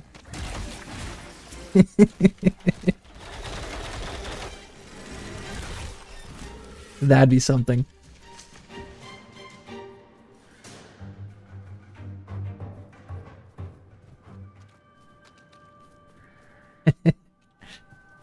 I love. All right. Okay. Flip jump. Gave the guy a 10-year bottle of Merlot. Motorcycle people looked after each other. Dude, they do. And I learned that you don't drive a motorcycle, you ride a motorcycle. I learned that from another viewer a few weeks ago. When was the last time I changed my tires? I actually didn't have to. So, me and my wife, we have one car. And we were leasing from Honda. And Honda makes you come in for tire changes and everything, whatnot. So we now own our car, but it's pretty new where we haven't had to go back change tires or anything yet. So I'm gonna have to learn. Yeah, ride, not drive. All right. Have you guys seen Long Legs, the Nick Cage horror movie that came out earlier this year?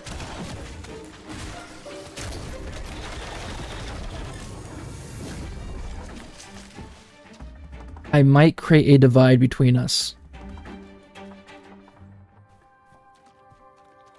People are taking our flowers. Card, no.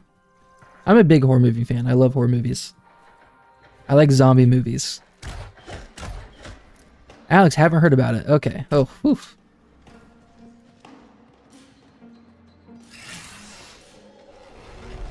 Good. I won't make anyone angry. Oh. Bro, you pulled another flower.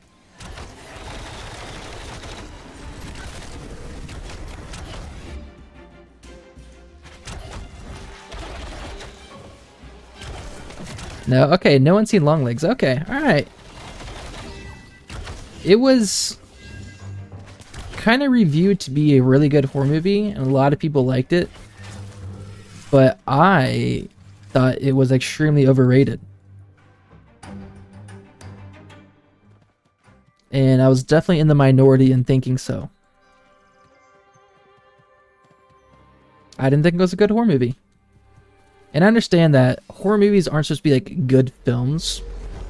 You don't watch it for the story of the plot, but I know that. I like horror movies for, you know, the scary aspect. And it did neither. Wasn't really, didn't have good scary parts. It was kind of like cheap screams, I feel like. And the story just fell apart so hard. But none of you watched it, so I can't argue with any of you.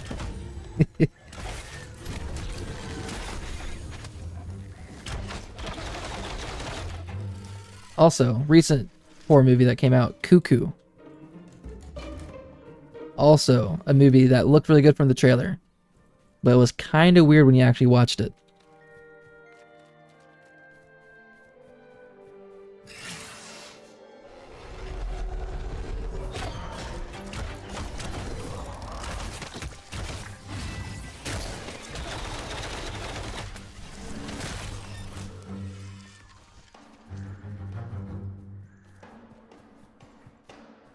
That alone proves it was probably overrated.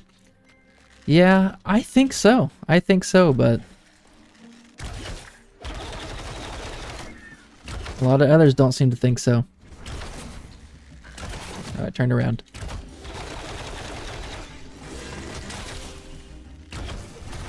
Brother, what have you done?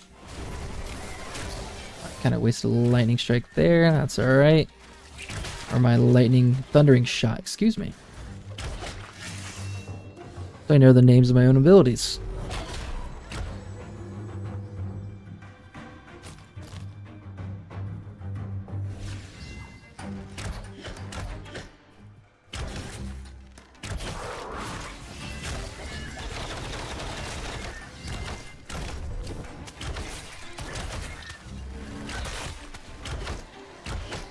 I'm starting to pay attention to... Okay, Keen Edge. So, or refreshing follow through. I am getting refreshing follow through, but I'm not getting Keen Edge. So for whatever reason, my passives, I'm only getting one of these. I'm either getting Keen Edge or refreshing follow through. Let's see. I'll have my active skill tree on the longbow, and I'll see if I get Keen Edge up here. I cast. Okay, I am getting Keen Edge, but I'm not getting refreshing follow through. You see this? You guys seeing this? Oh. Bro, you pulled so many. You pulled so many. Alright, so getting Keen Edge. Keen Edge, Keen Edge, Keen Edge. Keen Edge, Keen Edge, Keen Edge. Quick flip. Two-handed sword. That guy's going. Are we still getting Keen Edge?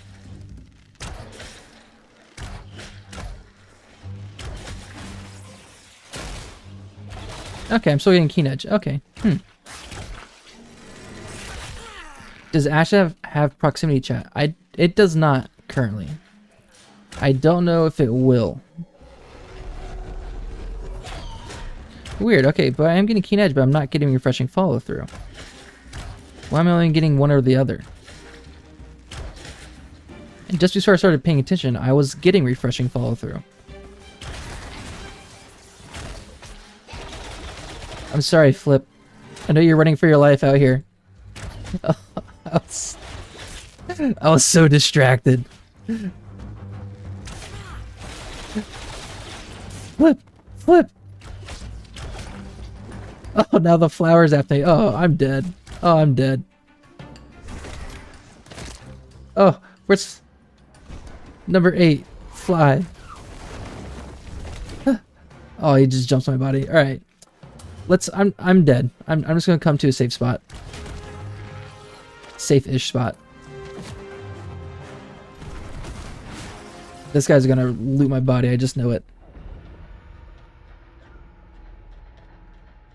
You monster, Flip. Let's see. I watch movies for stories. Horror movies usually don't have much of a story to them. Yes, exactly. Oh, hey. Natural Pirates Caravan. You can use any weapon you want. Doesn't matter what class you pick. Correct. Very, very correct. So every single weapon has a physical and a magical side. So I could get the Flayer's Flesh Ripper. Like, I could get... Well, this is a named weapon, so maybe not... This might not be the best example. But let's say the Brass Longbow.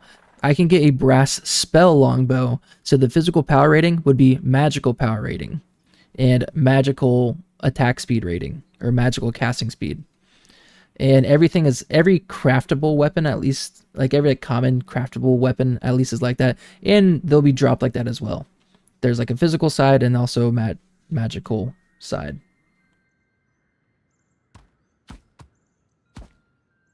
My inventory is looking like a mess. Yeah, you can be a mage with a sword because the sword has magical stats on it.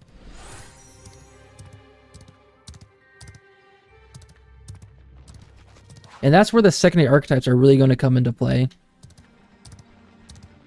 Because like, oh, a mage frontlining, that's... Sure, you can do that, but it won't be optimal.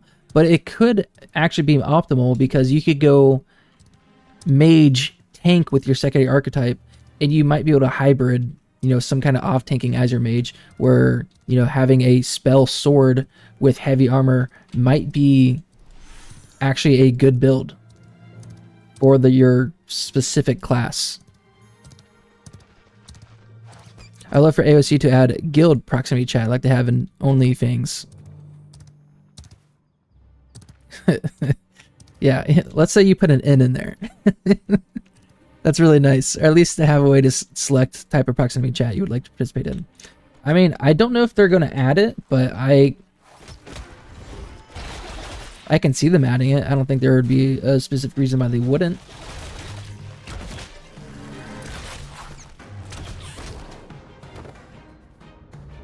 Oh, I thought I clicked on this. Come on. Come on, brother.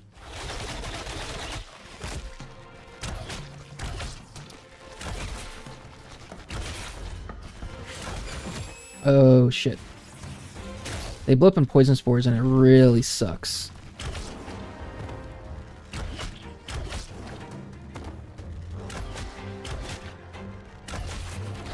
Die, please. Poison spores. Where's your stash, brother? You didn't catch it, huh?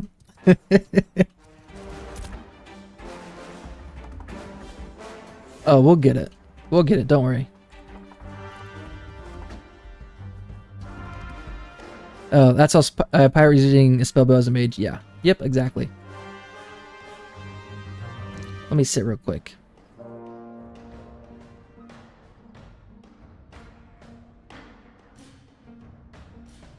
Yeah, they all came. This entire... Alright. Let's destroy the shaman real quick.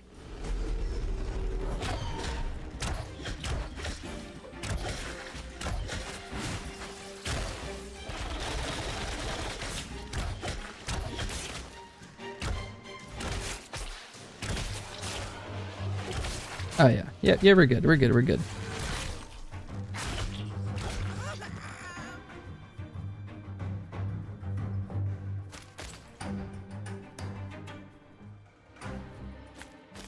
Oh, faded treasure map. Nice.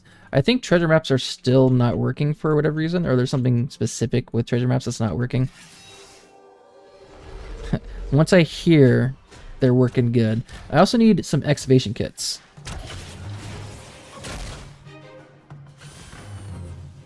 You need an excavation kit to dig up a treasure.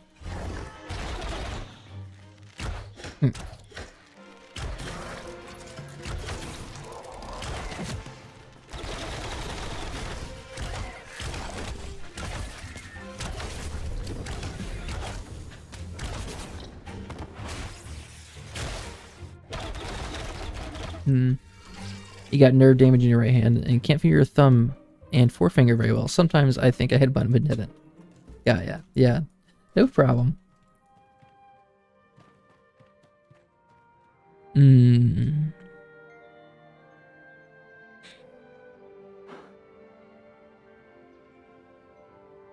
got the baby monitor next to me.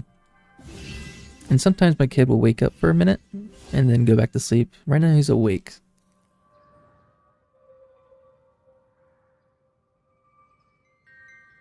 Yeah.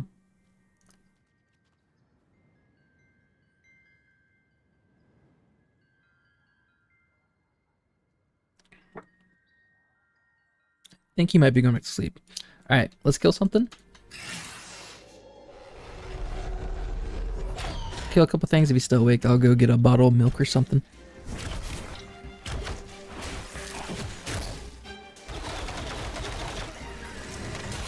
If I never died in Ashes of Creation, I would be level 14 and a half by now.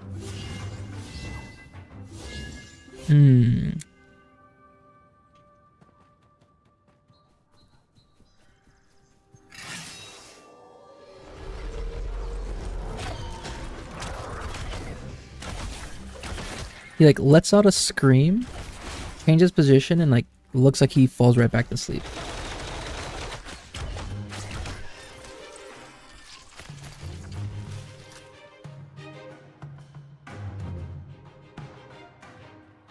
Yeah, I'll go get him a little bottle of milk.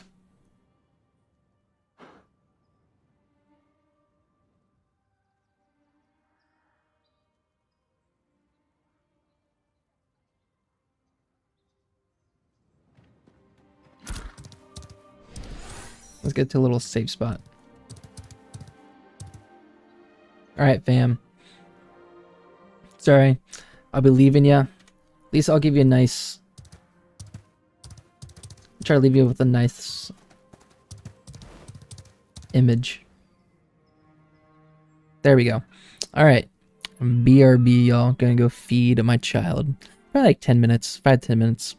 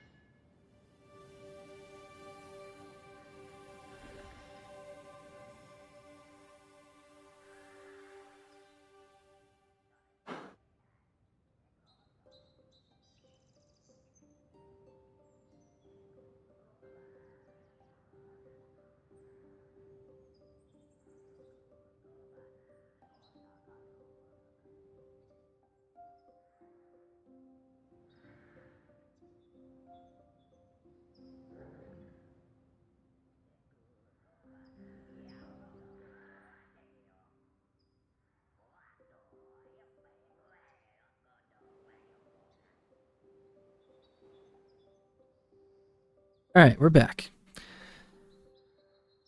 So, usually we warm up the milk before we give it to my kid.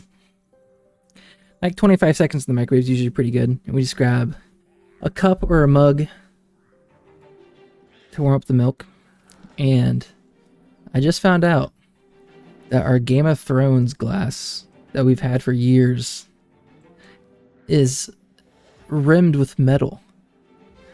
I put that glass in the microwave and like 2 seconds it started sparking. Like, what the fuck? And then I took it out and realized, oh, it's rimmed with metal. Like, oh shit. Everything's good. Everything's great. But I had no idea there was metal on it.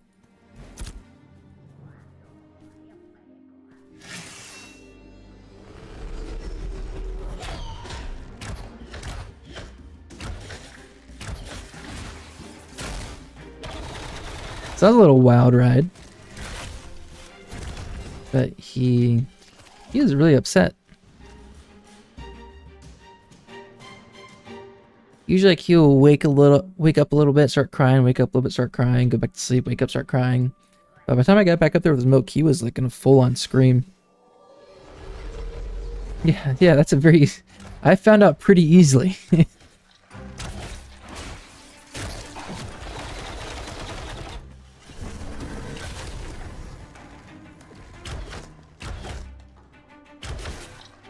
Big oh-no's.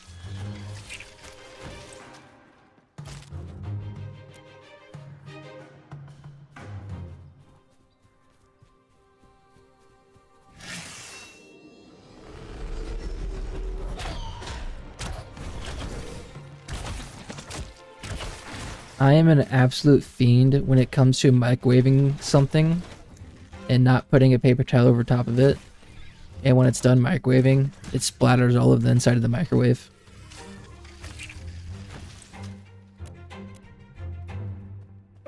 I do that shit way too often.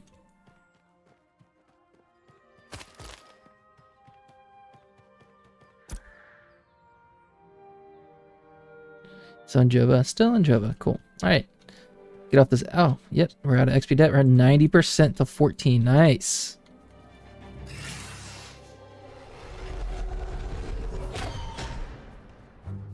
Oh, auto attack, please.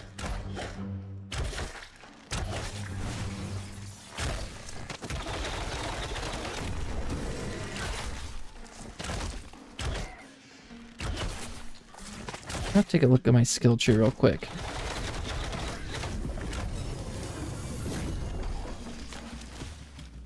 So Keen Edge, there's a little discrepancy. So Keen Edge, it says 100% chance to critically hit, right? You guys all saw that? When you look at Keen Edge, it says, the second sentence, this bonus increases to 50% for 10 seconds after casting an ability. It can stack 2 times. So it increases, when you cast an ability, it increases your crit chance by 50% per this description. But when you read the description up here, when you have the buff on, whether you have 1 or 2 stacks, it says 100% chance to crit. And it seems like it is 100% chance and not this 50% that it says down here. But the fact that this can stack up to 2 times, and it's you crit for finishers or extended finishers. And with my longbow, I have a 3rd hit is finisher and 4th hit is an extended finisher. So if I have 1 stack of Keen Edge, automatically my first finisher, my 3rd hit, will critically hit and consume the stack. But if I have 2 stacks, my finisher and my extended finisher will critically strike at 100% chance, right? So when I open up with Snipe, I cast Snipe's an ability, so I get 1 stack of Keen Edge. And then I usually do my full weapon attack combo. But I need to find a way to cast 2 abilities. Because Snipe right now, Snipe is the longest range. It does 35 meters with range. And that's the same attack range as my longbow. But all other abilities are 30 meters. So I need to think of a way where I can cast 2 abilities. So Snipe and something else to get my 2 stacks of Keen Edge, go into a full weapon attack combo, so I crit with my finisher and my extended finisher. And then once the target gets a little bit closer, I hit Thundering Shot and then Barrage for my next two abilities, which gives me 2 more stacks of Keen Edge and finish the target off with a full weapon attack combo. Since Barrage and Thundering Shot gives me 2 Keen Edges, then my finisher and extended finisher again are both critical hits. So, you guys follow? You guys track? No other damaging ability has the same range as Snipe. Is there a low mana cost ability that I can do? That's 20 meters. That's terrible. Does toggling... Maybe I have to toggle my barbs every time? That's only 17. Let's see, does that count? Toggle? Toggle. Toggle does not give you Keen Edge, so that doesn't work. Is there anything else? Don't do lightning reload. That's too much. I don't think.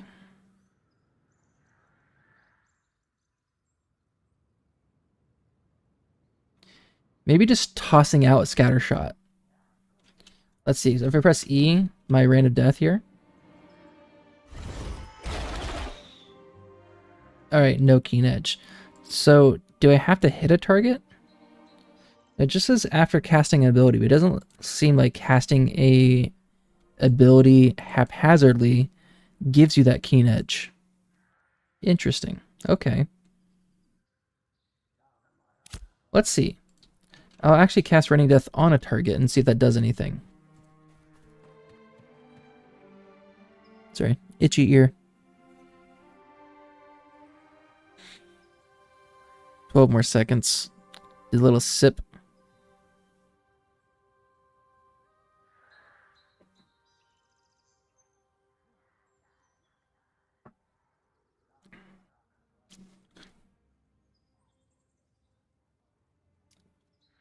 A little strong. Ugh.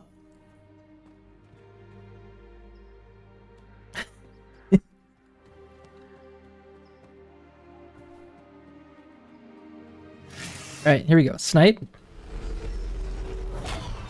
We get 1 stack of Keen Edge. Here we go. Raining Death. 2nd stack of Keen Edge. Okay. No, I don't. Oh, I'm messing up already. Okay, but it does. So it seems like you have to damage someone with an ability for it to count. Okay.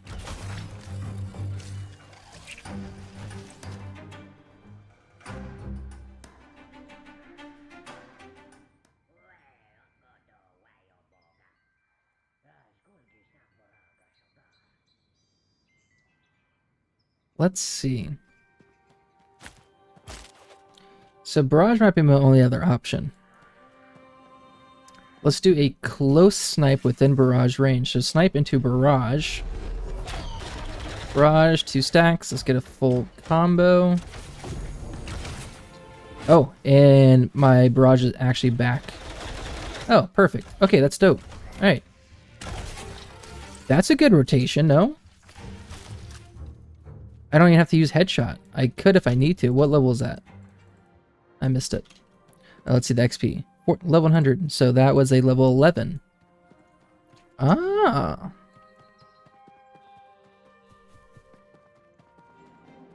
So casting Snipe within Barrage range. Barrage, full weapon attack. Crit. Crit. Oh, the second one didn't crit. What the fuck?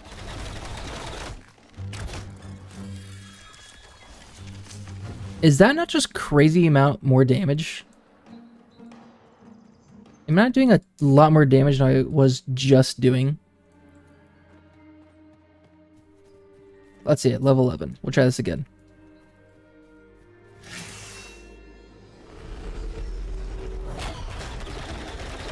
I think I'm killing these guys really quick. I go Thundering Shot into Barrage again, and they're just straight up dead. Attack twice.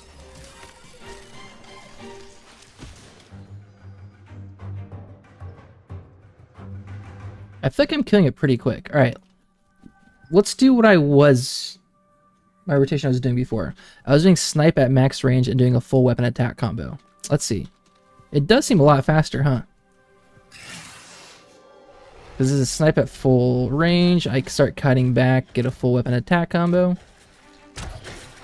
Then Thundering Shot and Barrage. Then I'll do like a full weapon attack combo or do a headshot here. That was still kind of quick. Huh. I don't know. Maybe it was awesome. Just balling out. That did feel faster consistently though. At least for the 3 kills that I did.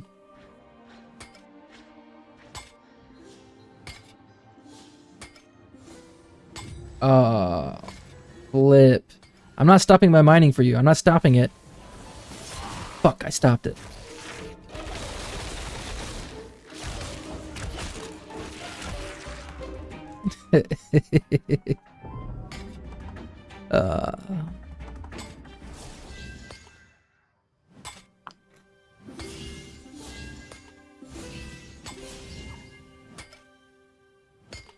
I want to add something in my background of my webcam. My issue is that I'm streaming from a loft. So the wall behind me is on the other side of a staircase that's coming upstairs.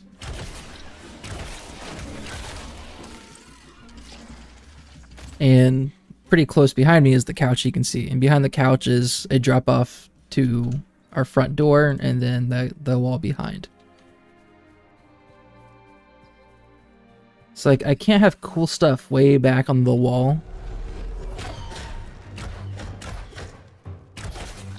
But I think the orange light behind me is okay. It's just a regular lamp.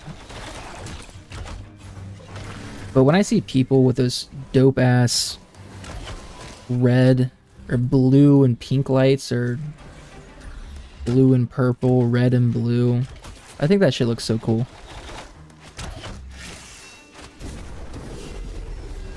Alright.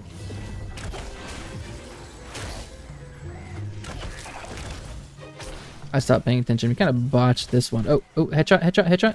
Before he gets that pollen absorption, he hit me with it. Oh, well. Alright. That's fine. That's fine. Alright, so let's get close. We're gonna go snipe. Barrage. Full weapon attack combo. Crit. My second one's not critting. Am I losing my second stack of keen edge for some reason? Let's see.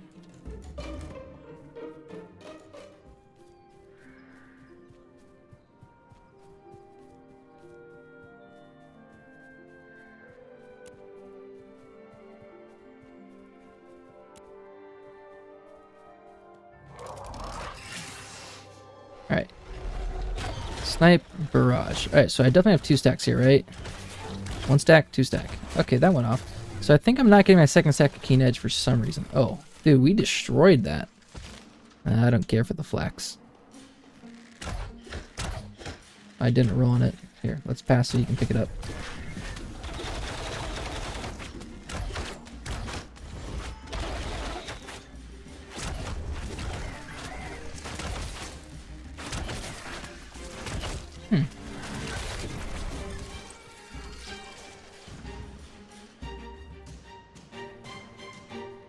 Weird.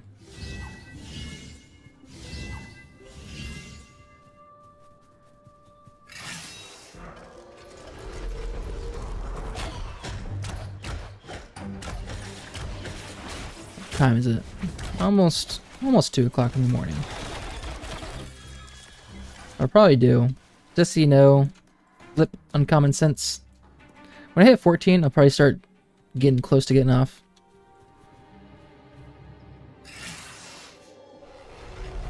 That's at 7%. It's almost 2 o'clock. Tomorrow night, I should be on earlier. Because we don't got Christmas stuff going on. So I should be on earlier. So we can grind for a little bit longer.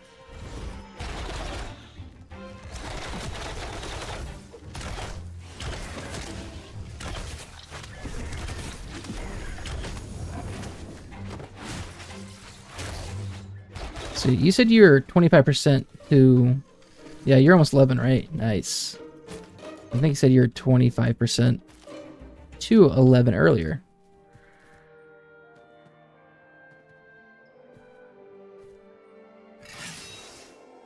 But ideally, tomorrow, if we can get a Remnants of Cephalian group going tomorrow, that would be absolutely crazy. It's good. We're staying within 3 levels of each other, so that's perfect. Well, ideally a little bit closer, but I think after 3 levels, you got 9%, I got 6%. We should probably hit it at the same time.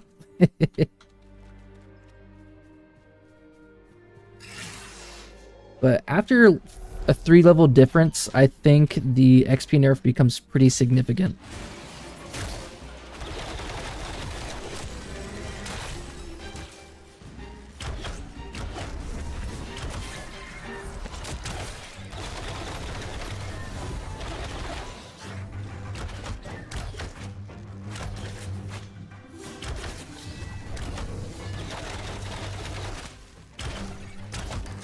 Oh, yeah.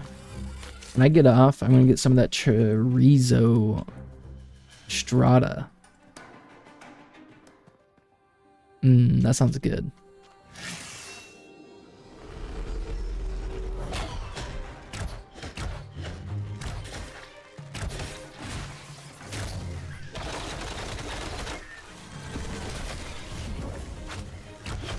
It's still daylight for you, so you can sell the bullfrogs for a while. Bullfrogs still do give good XP. These guys give me about 1k XP. Those bullfrogs are still giving me 500 to 600 XP. So they give pretty good XP, brother.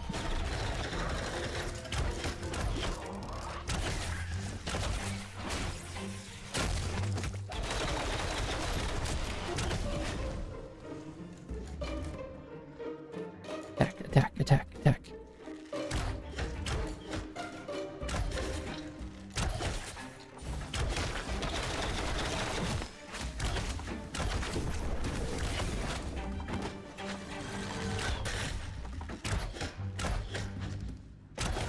Crit that headshot too. Beautiful. Beautiful.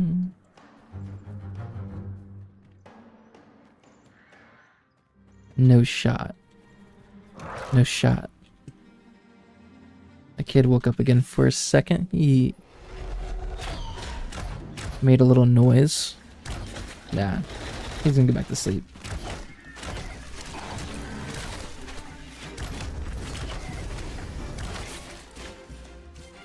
Some glint, glint, glint, glint, glint, glint. Bang, level 14. It took me a full month to hit level 15 with my mage. I'm hitting this in the first week. I'm going to be 15 before the first week's up. Because today's Wednesday, right?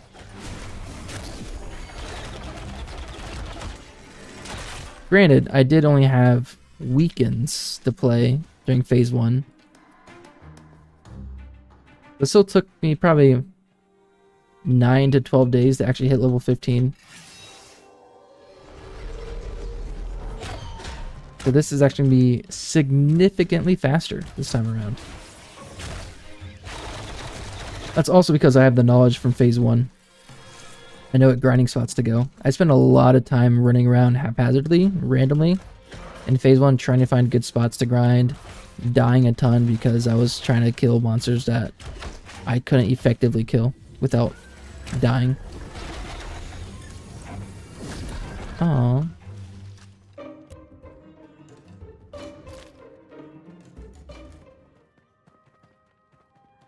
Run, run, run, run, run, run, run. 15,000 XP to go.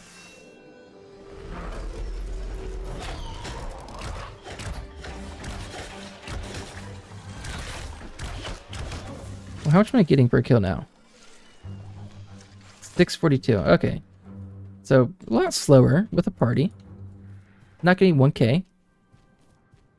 Oh, I should have got that guy over there. If we could find consistent level 12 spawns, that'd be perfect. But I think there's only a couple level 12 spawns, and it's potentially a level 12 spawn.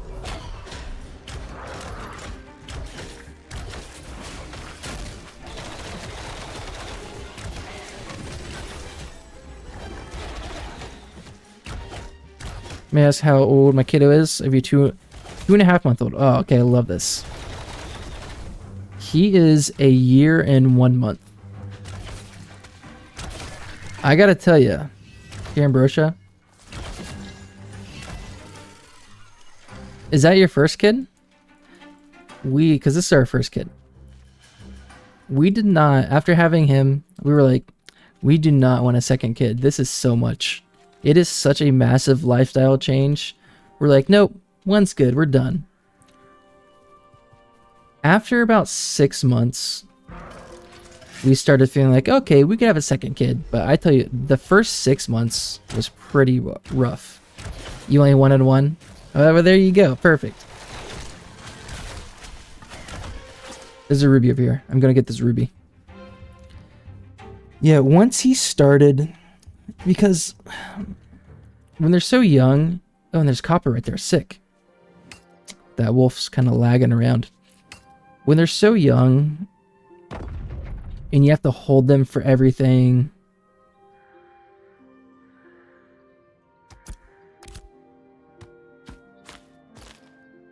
Like, you can't leave them alone, right?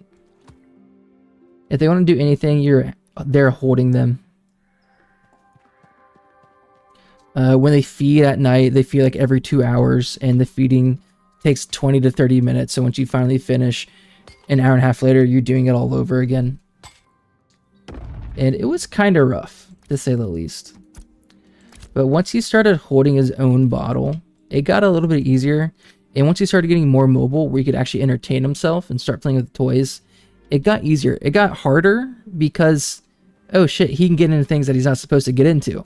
So you kind of have to watch him a little bit closer. But at least you're not actively trying to entertain them the whole time. They can somewhat entertain themselves.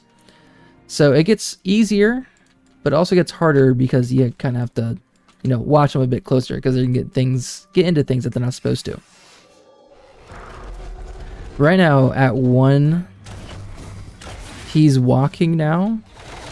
Oh, I'm going to tell you, the biggest thing, I need to show you this.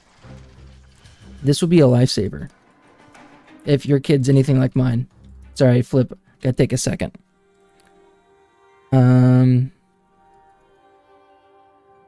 Caps locks.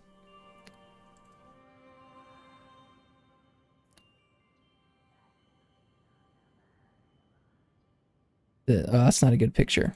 Hold on.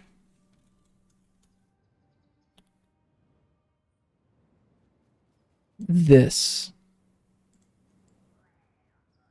Oh, that's an ad. That's kind of pricey. I don't know how much ours was. But something like this. A KitchenAid. Every time we feed our kid, every time we did feed our kid, he didn't like being restrained in the chair. So he'd eat dinner, breakfast, lunch, or whatever in his high chair. And he's all like buckled and everything so he doesn't jump out. He would get upset and start crying and be really upset. Loud. What, you know. This KitchenAid, there's like a little step stool right there. And they can climb up it. So every time we have dinner, anytime we eat now, he climbs up in this and eats off of like our kitchen island. And he's happy the entire time. And when he's done, he like kind of raises up his hands and wants out. This has been a lifesaver. And that has a little pad. So once they get inside, you can do that pad so they don't sit down and fall at the back. Ours has a little bar. So sometimes he sits on the little bar and so he doesn't fall at the back. But he can climb up in there and eat off the top. And so if this is an issue, if you run into this issue, if your kid is getting upset at dinner time or whatever, and sometimes it's rough, ever since we started using this, he has not cried once. Because I think the issue was, I think he was upset, he was stuck in a sitting position, and he was buckled in. So once he had this freedom to stand up and eat, he was so much happier. So this has been awesome. And also, like, when you're trying to cook dinner or whatever, he's constantly tugging at her legs or my wife's leg while she's cooking dinner, and she wants up to be held, and he wants up to be held. So it's really frustrating trying to cook dinner or whatever. But now he'll literally just climb up in this and watch her cook dinner. And like, he doesn't try to scream. He doesn't bother at all. So this guy has been absolutely amazing. Because I think they want to be on your level. So when they're crawling on the ground or walking on the ground, they want to be up on your level, right? So I think when they're up in this guy, they're on your level and you don't have to be holding them. and he's much, much happier. So it's a KitchenAid, I don't know, mini chef convertible helper is what this one's called. But yeah, something like this. If you run into that issue, this was well worth the investment.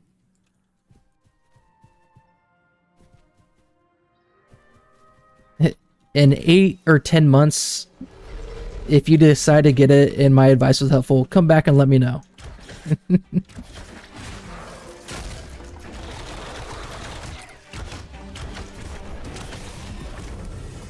Yeah, you're very welcome.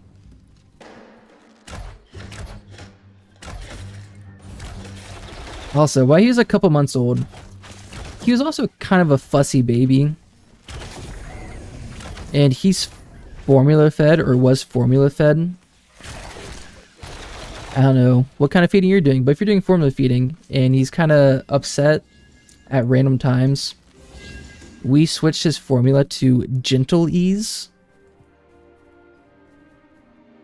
And I think he was having like some stomach issues, maybe. Not sure. But once we switched his formula to Gentle Ease after a couple months, he was also much happier after that.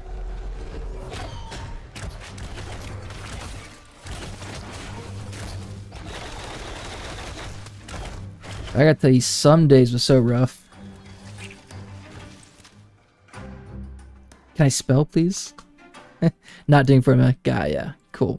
So you don't have to worry about it. 11, nice. Alright, I got 3 more percent. Actually, 2.5.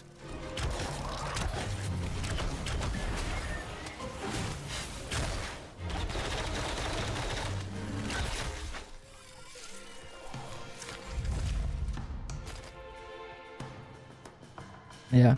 If you have any baby troubles, any issues, let me know. If you run into anything, come back, let me know. See if I have some advice for you.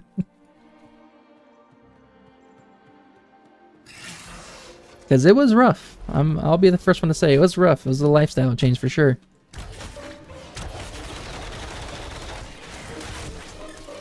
If you go out to restaurants, Fried Peter, Merry Christmas. Actually, it is almost 2 hours away from Christmas for me now. But still, Merry Christmas, Fried Peter. If you go to restaurants, one thing that we learned is when food comes out, he always wants our food. So make sure he gets his food out first, or your kid's food out first, so they're focused on eating their food. Because I tell you, he'd be a monster at restaurants.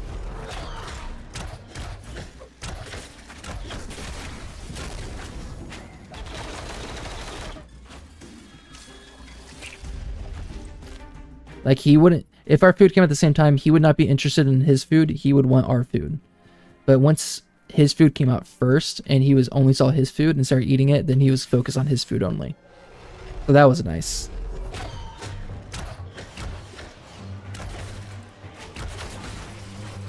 Fried Peter, how's it going?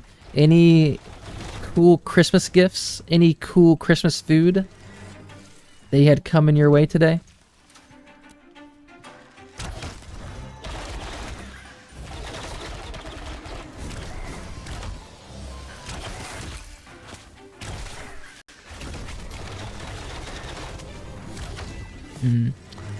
Alright, I was out of that circle, right? By the time it blew up, I was out of that circle. We had the question earlier, Peter. Do you have a favorite Christmas food?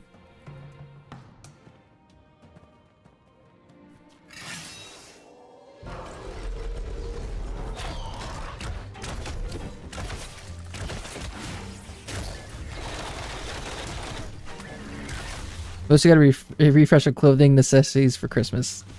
Nice. I got a couple pullovers. I absolutely love pullovers, sweatshirts, all that stuff. I don't like, for a reason, I don't wear brand stuff. Well, very simple. I just got a white shirt on, little white t-shirt from Amazon or Walmart or something, I don't know. All I wear is white t-shirts. That's all I wear. If it's short sleeve, I'm wearing a white t-shirt. But I do like pullovers and sweaters and that sort of stuff. So my in-laws got me like a pullover and a jacket. But I like a good sweater or sweatshirt, pullover, anything of the sorts.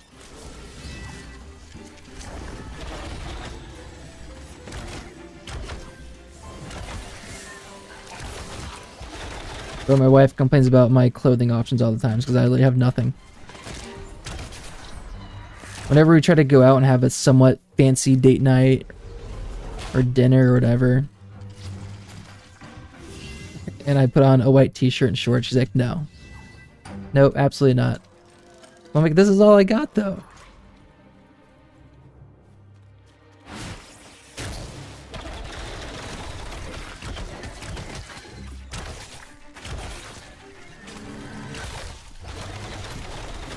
I ran all throughout college and high school. I ran cross country.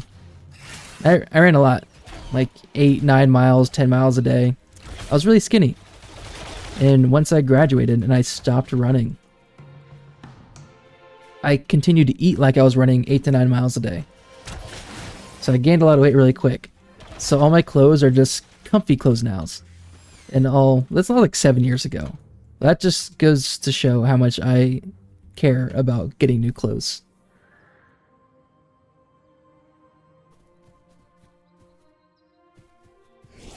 I have very little fancy clothing, or just not even fancy clothing.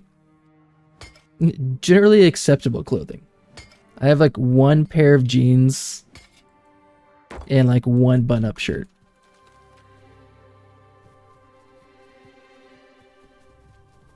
Alright. Almost level 14. This is probably the last kill.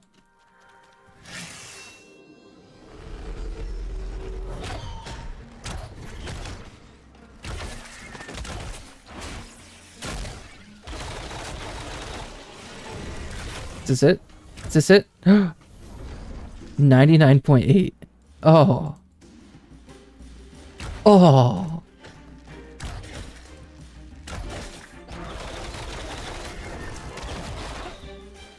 Alright, full weapon attack combo. Get both keen edge strikes.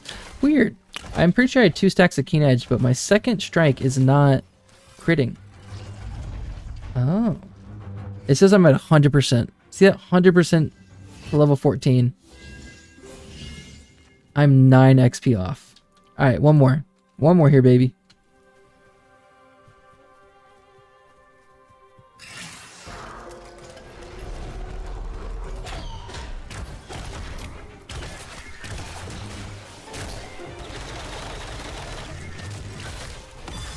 Nice.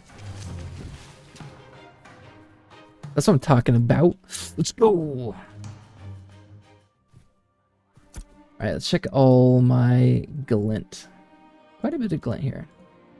Nice, nice, nice, nice, nice, nice, nice. What's that? 80 copper? 80 copper worth of glint? Or 80 silver, and then 6 copper? What do I do? This treasure map? Someday I'll do these guys. But now that I have copper and zinc, I can craft my own excavation kits. Because to buy from the vendor, I think it costs 15 silver, which is kind of pricey. Definitely worth it to craft yourself, because I think it's 1 copper fragment, 1 zinc fragment, and 1 ash timber. Yeah, 68 silver. I got 42 silver right now. Or are you talking about in terms of glint? Here, let's I'll take a run up. I'll go sell stuff at Jova before I hop off.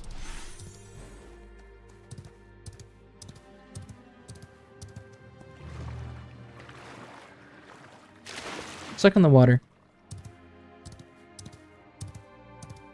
Go sell my glint.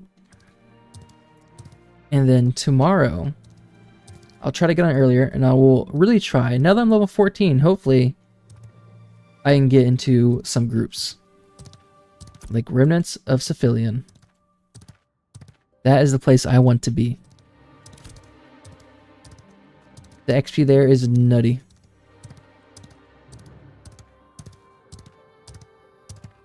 Nice leisurely walk through Darrigal Estates.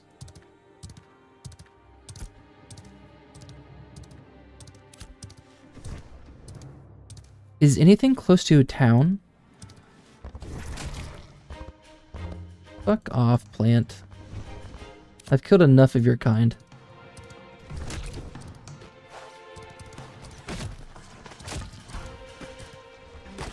Go, go, go. Oh, water disappeared.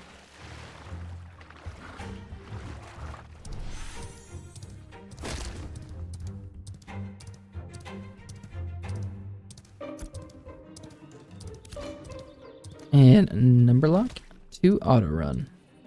Oh, I also have to get rations. I'm gonna buy rations now because if I wait till tomorrow, I will forget. Absolutely. Alright, anything close to a town?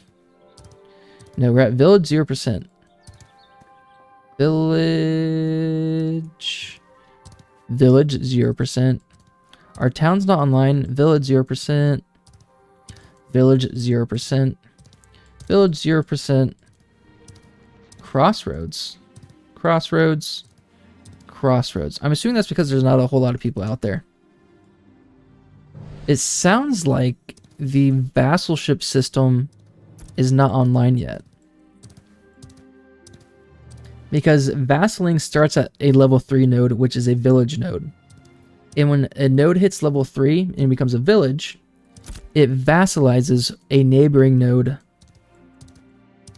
And that neighboring node should not be able to reach level 3. It should be stuck at level 2.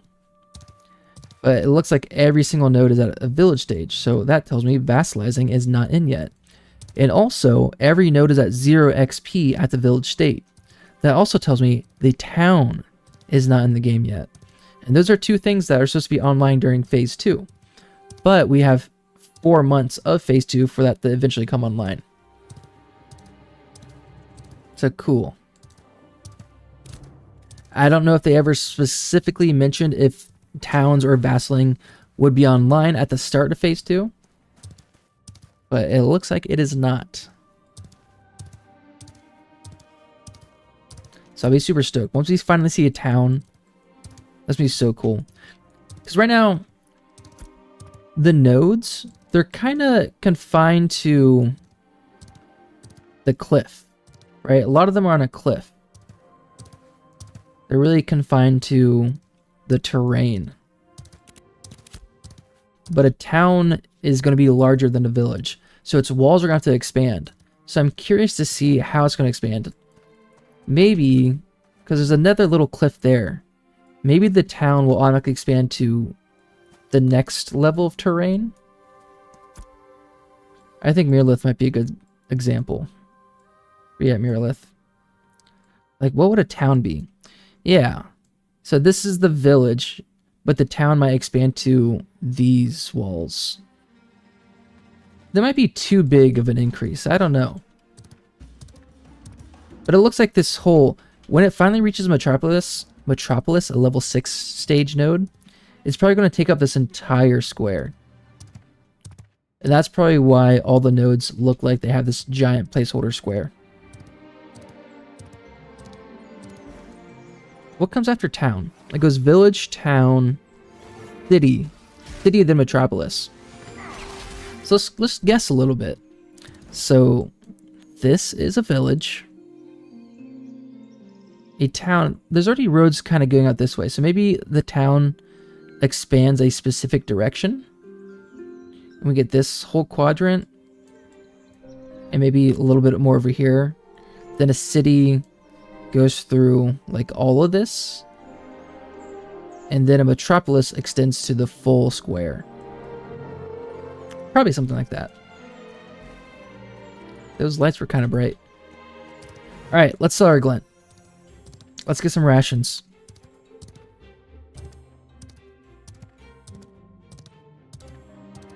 Starting to get a little choppy.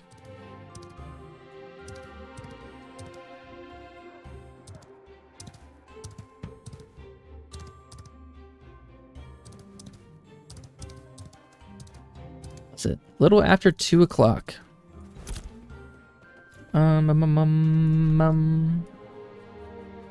Gerald Belford. Let's get 80 silver. Look at that. 1 gold. You love to see it. I will hold on to everything else at the current moment. Do I have any equipment to sell? A ruby necklace, yes. Oh, that's right. Rations. Let's buy a bunch of rations. Not a copper sword.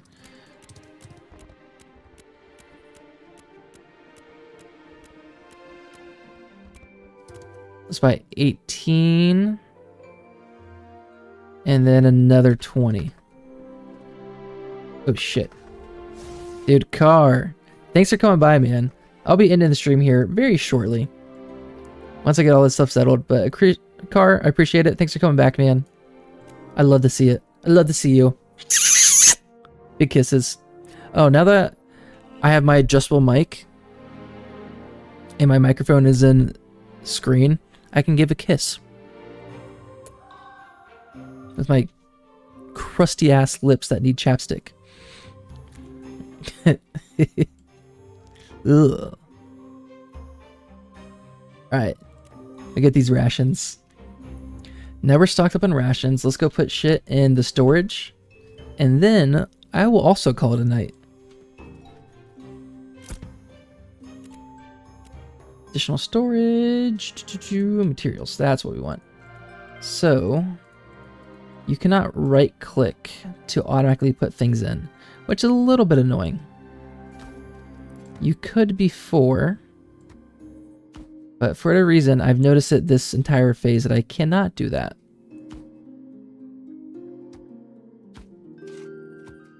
Treasure map right there. Some more emblems, magic powder. I don't have magic powder in here. Interesting.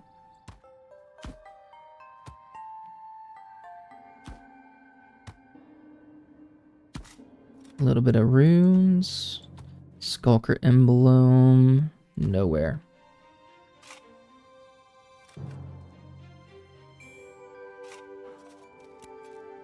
See you tomorrow, Flippy. And let's put these flowers down at the bottom.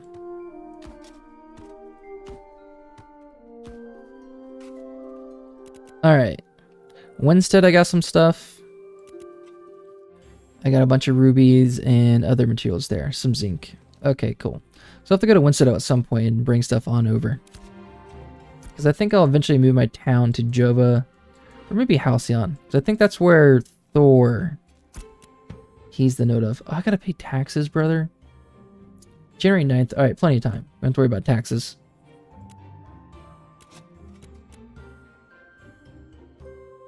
Kyle. Kyle's the mayor of Winstead. Okay. I think I'm all set. Everything I want to do today, I think I'm good. Oh, wait. Level 14. I did not skill yet. This increased dodge distance by 50%. That sounds good. Alright. You see, I kind of already have the Ranger's abilities. They don't really get much better. Once you hit level 12 and you unlock this area, I don't really care for them. Call of the Wild is kind of a PvP. The hunts or the marks have a 60-second cooldown and they only last like 6 seconds. So you can't really cast them off repeat. And they're more for the 3-star elites, which I'm not doing yet, or raid bosses. But again, it's a 60-second cooldown. And I don't need concussion arrows because the bleed ones are better at the current moment, at least in my opinion. We can go Vinefield. The Bear Trap. Bear Trap could be interesting. Maybe Scattershot.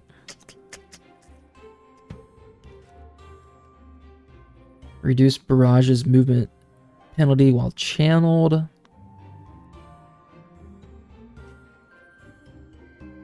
Maybe just Vinefield, slow people down. Because that'll root people. That sounds good. That is 4 sounds good.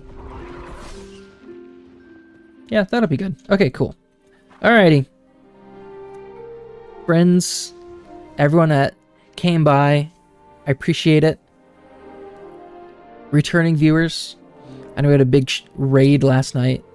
So all you guys that returned, I appreciate it. I'll probably be back tomorrow. Oh, Gnome Lord. I was partied with him the other day. Sick. Alright, got distracted. Yeah, I just appreciate you guys coming back, hanging out, talking with me. You made this a good stream, so thank you. And I will see you next time. Big kisses, much love.